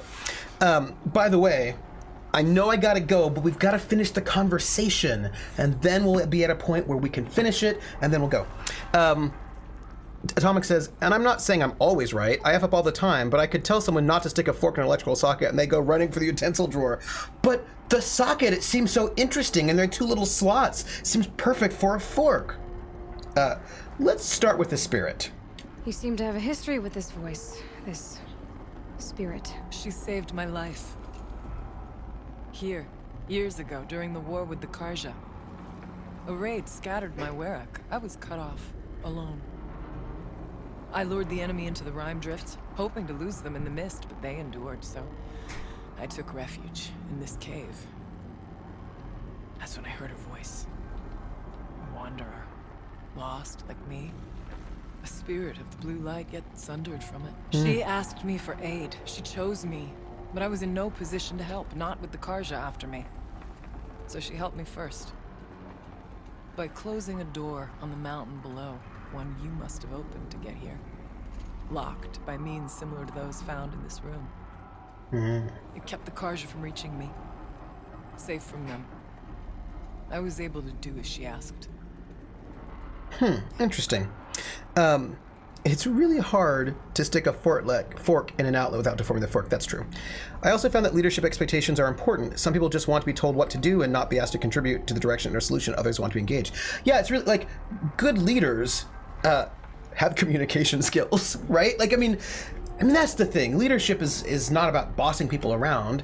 It's about understanding a situation and figuring out the best means to sort of accomplish goals that everybody is invested in. You know, come on. Also, the spirit wanted help. What did the spirit want from you? She said she was hurt. Incomplete. She needed bones. Parts not unlike what you'd find in a machine. They were here, in this room. She wanted me to bring them to Thunder's drum. So I did, and she showed me how to heal her. Interesting. So began our communion. Communion? You had a communion with the spirit. Yes. Inside Thunder's drum is a room like this one, only larger, with an altar. I went there many times to speak with her. What did she say? She told me she was lost and needed my help. She asked questions about our lands, our tribe, and she listened. With patience, with wisdom. I told her things long kept silent about my family, my dreams, my fears. She never tired of me, never judged. We kept each other's company. Interesting. OMG, I have 0 bosses at my job, but the concept of communication terrifies me. Like, you have to communicate people. And then also communicate in a way that doesn't waste people's time. Aurea, what do you think the spirit is? I see. Boss You is are not Banuk, and our songs are not familiar to you. Boss is an ornamental You stud. do not It's know true. the blue light. That which struggles to survive in our hearts and animates the machines. The essence of life, and in its purest form. Harmony. Hey, Empress Pookie, we're almost As done. the anger We're of the waiting for a machines grows, save point. This light has faded from the world, and the spirits it sustains are stranded. That's what she is. A lost soul. How are you doing, Empress Cut Pookie? off from what it needs. What's going on? Lonely. Forsaken. I must help her. We must. I'm not sure if I understand, but I want to. I feel like all you I do need. understand, Aloy. I feel like you understand. Like something as simple as what am I doing tomorrow absolutely boggles my supervisor. And it's hard with academics. Academics are pretty self-sufficient and kind of do things on their own. But like there are things you have to coordinate. Like we have to make sure that we're teaching all the right classes so that nothing like, do we have enough classes for TAs? Do we have enough classes for graduate students? Are we making sure that none of our classes are overlapping so that if you want to teach a tech class and I want to teach a tech class, maybe we don't teach it in the same semester? Like there's like coordination that just needs to happen. But nobody wants to coordinate. Darn, I've been shopping and now eating Chinese for... Ooh, I want Chinese food now, but I'm probably going to eat a sandwich. Let's talk about the demon. The daemon.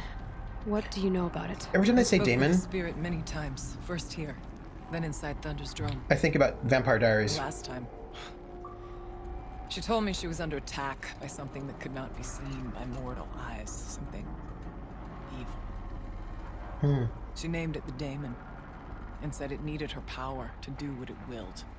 And she begged me for help, to find a way to destroy her, if necessary, to keep it from using her. That was 5 years ago. I didn't hear her voice again. Until today. Interesting. What about the last time? What kept you from the spirit after it begged for help? I went to Artok, hoping he could protect her. But the war with the Karja still raged, and before I could reach him, I was ambushed by the Mad Sun King's kestrels and taken to Meridian in chains. Well, that sucks. I wasn't able to return to Thunder's Drum until long after the liberation, not until last thaw. I like her. You returned? You said you returned to Thunder's Drum. That was the expedition that went bad. I saw the funeral. Yes. Once there was finally peace with the Karja, Aratak and I gathered a Werek of great hunters to defeat the daemon. And yet, the old door to Thunder's Drum was gone, replaced by a gate we could not pass, and many machines. We were crushed. Aratak called a retreat, but we had already lost our best. We abandoned them to the snow as we fell back. That's bad. After. He and I could not agree on what to do next. So I came here, hoping against hope to hear the spirit again. And because of you, I did. I just need to ask about Silence. Do you know him? Bergren said you might know something about a man named Silence. That you may have had dealings with him at the Conclave? When that name is spoken, secrets soon follow, or vanish, as the case may be. Why do you want to know? Because he's He's done some terrible things. But he's also helped me when no one else could. I don't know as much about him as I'd like to. Let's I would find out more imagine about his him. aid is very powerful. It will not come without cost. Unfortunately, I am sworn to an oath of secrecy by the Conclave on this matter. I wish I'd played this I get before that. Endgame. But you and I are trying to help each other, right? Yes, but I would be breaking an oath, and that I cannot do. But can I... About Silence? No? I've told you all I can. There's nothing more I can say. Fine. Let's go to Thunder's Drum. Let's see if I've got this straight. We heard two voices. One you call the spirit, captured somehow by the one you call a daemon. Whatever this daemon is, it's related to the machines and why they've become more dangerous. I want to know how. Both the spirit and the daemon are on a mountain, Thunder's Drum. So why don't we go there and figure out what it all means? We can't. Thunder's Drum is dangerous, more than you can imagine. The daemon has secured it. Besides, Aratak won't let us go. As chieftain, he controls the pass to the mountain, and he can't be reasoned with. Sounds like you need a new chieftain. I can do whatever I want. There's an idea that's certain to win us friends. You said you were a hunter. And I'll wager you're not an ordinary one. That's true. It's not impossible, even for an outlander. An Aratak couldn't refuse the challenge if you were known among the Werak. Wait, me? Challenge Aratak? I don't want to be chieftain of anything, much less a bunch of Banuk that don't want me. Fair. You want to go to Thunder's Drum, don't you? Yeah. You heard the spirit. She is suffering, tormented by the daemon. She longs to be free.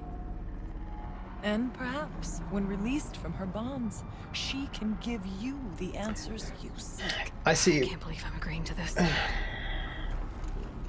Fine. What do I have to do? Get the Werak's attention to show the worth of your claim. Win at the hunting grounds. Kill bandits that prey on the cut. Or speak to my friend Sekuli.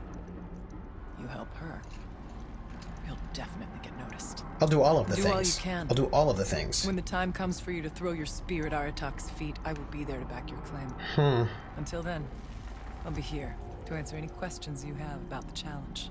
Oh, and one more thing. In the box over there is a weapon, like my own. Take it. You may find it useful. Okay.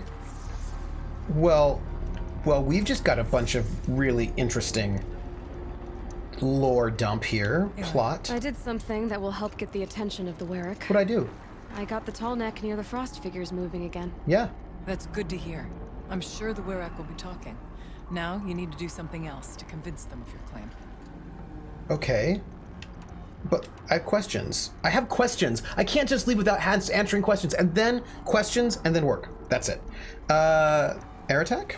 How's Aratak gonna react to being challenged by an outlander? About as well as you'd expect. But let me handle that. Okay. What about the hunting grounds? Winning at the hunting grounds will impress the Werak. All Banuk strive to be the best. For our harsh lands will bury pretenders in the ice. And so the hunting grounds and the snow chance is a great boon. A place to hone our spears and sharpen our aim.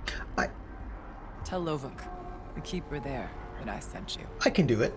If you best the mark of one of the champions she trained, it will impress the Werak indeed. I can do stuff. All right. Tell me about these bandits. You said I should try to help the Werak by taking out bandits. I love taking Yes. out bandits. They don't dare taunt the great Weraks of Banor to the north. But the cut is easier prey. A rogue Oseram has equipped a gang in the Plumelands with strange new gear. Just the kind of thing you seem to make sense of. Ooh, that sounds bad. All right. Well, tell me about this Sekuli. What can I do? You mentioned your friend, Sekuli. Who is she? A rock painter. Oh. One who makes my own scrawling seem meager. Find her in Song's Edge and help her gather the materials she needs. All right. I can do that. Her work will no doubt stand the test of time, and any aid you give her will be remembered. Okay. Well, thank you for that information. I'm going to go. I need to get going. I've got There's much to be done. stuff to do. But first, I'm going to go pick up some loot because loot is what we love. Or it's what I love. Okay, I just got some stuff. And there's an extraordinary reward box, which I will open at some point in time. All right, we're out. We did it. But there should be, I hope, where are we?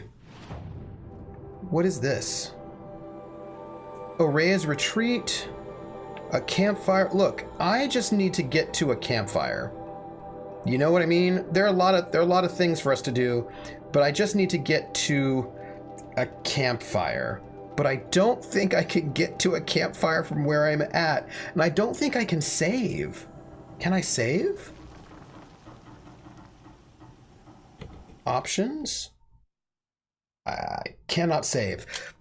So gang, I want to go to another place, but I can't because I need to save. So I need to get to the closest save point.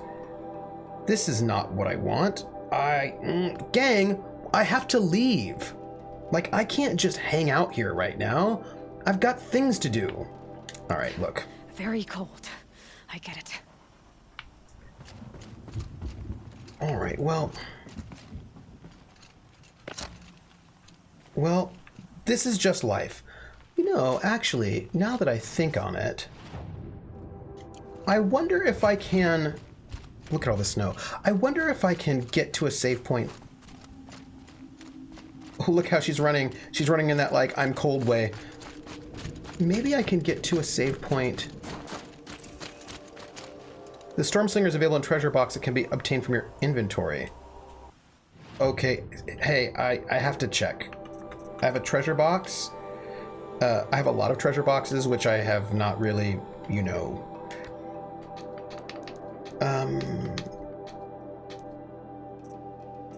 Extraordinary reward box. Let's, well... Okay, Banuk Storm Slinger with Stormbolts. Let's just take all of that, because that seems positive. Oh, I didn't tell you all. Hey, gang, I should tell you. Thank you, Atomica, for reminding me. I should let you know... Ooh, there's no Purloin Code next Wednesday, because Dot is doing something, and there's no stream from me on Thursday because I'll be in Connecticut reviewing a university, but I will be streaming on Saturday, so the next time you'll see me will be Saturday. And I just want you to know it, that like I won't be able to see you. So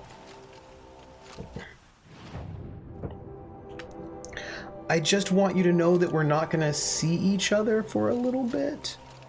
And that makes me really sad because we've got some super drama in the Purloin Code and I want to figure out what it is. I also don't know what the heck. Yeah, I need my moody rogues and crazy nun punchers and crafty captains and shy pilots. I know, I'm really sad that... Am I gonna... Hi, come here. I know, I'm really sad, and I'm a little concerned actually that it might be 2 weeks.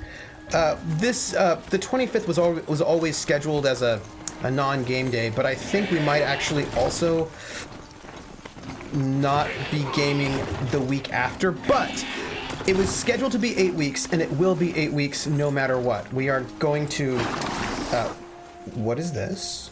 We are going to make sure that all 8 sessions are in, because we will not miss, because we need them for the story to finish. Also, I'm just trying to figure out where the heck I am. The mount can't find its footing on this earth. All right. Disappointed. Yeah, I'm sad about it myself because, you know, I love. Here we go. Hey. Guess what I'm gonna do? It looks like. It looks like I'm going to abandon. It looks like I'm going to abandon my. Is that true? Where are we? What am I doing? What is happening? I just want to get, look, oh, you know what I can do?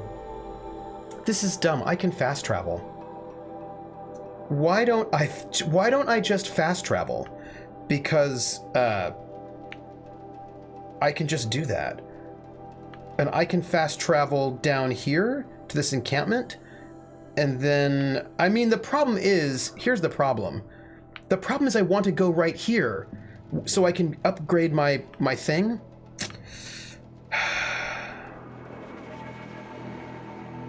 You know what? It's fine. I'm gonna fast travel right here.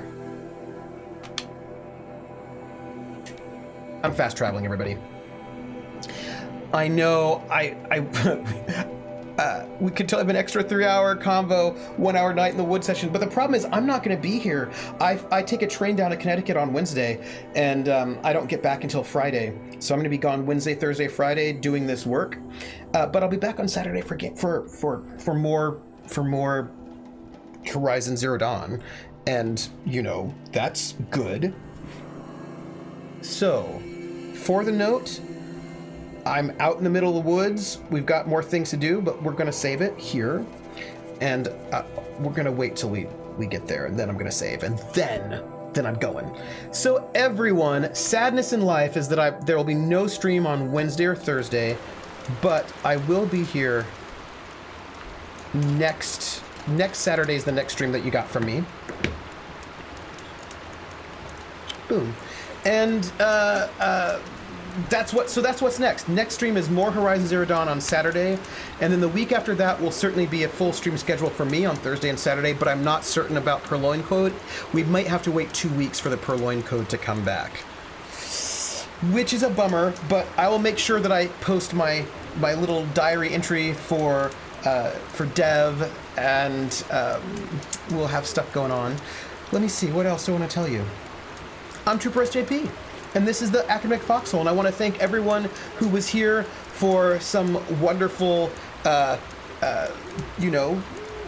Horizon Zero Dawn, which was almost a 4-hour stream, but it's cool, you know. I have got socials. If any of you want to give a follow, do so. If you don't want to, you don't have to.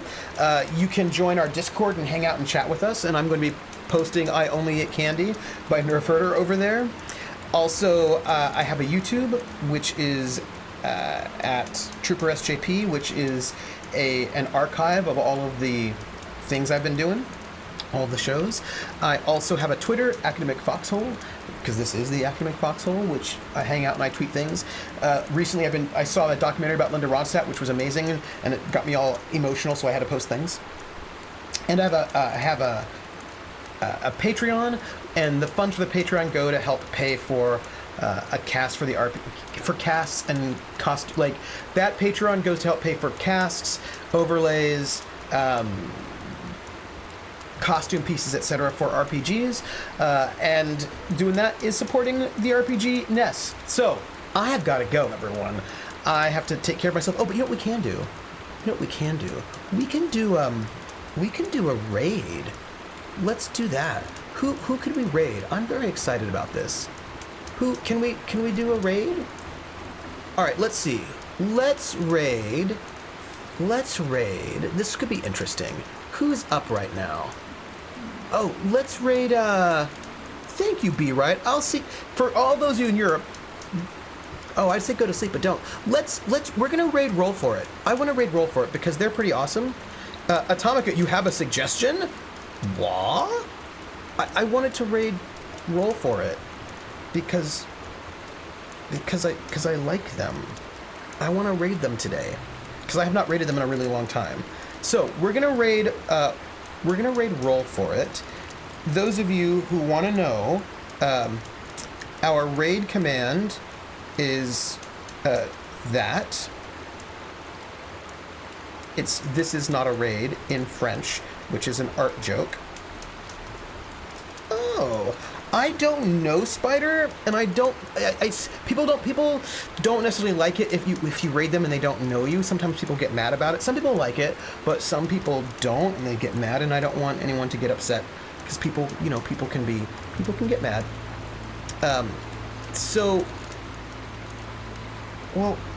But a 24 hours. Spider who's doing... There's more than one Spider. SPYD3R. Do you mean with an E? I see one Spider, SPYD3E, but no R. Is that the Spider you're thinking of? Could be. Who's this person? doing DayZ right now. Is that the same spider? There's also, because I'm seeing 3 different spiders. Oh yeah, no, that spider is not showing up on my raid situation at all. So I'm not seeing them. Yeah. SPY. Yeah, they're not showing up for me. So I think we should do days. All right. So we're gonna raid Spider because they're doing a charity stream, and let's give them some love from the foxhole, and that's what we're gonna do. It looks like they are playing, so we're gonna raid them. All right, everybody, we're raiding them. Give them some love, and then take care of yourselves. And I will catch you on the flip side. So we're gonna be able to raid in just a few seconds. All right, everybody, take care of yourselves. You are all wonderful, and I think you are all awesome. We're gonna go do the raid. Say hey, everybody. Catch you on the flip side. Bye. Raid!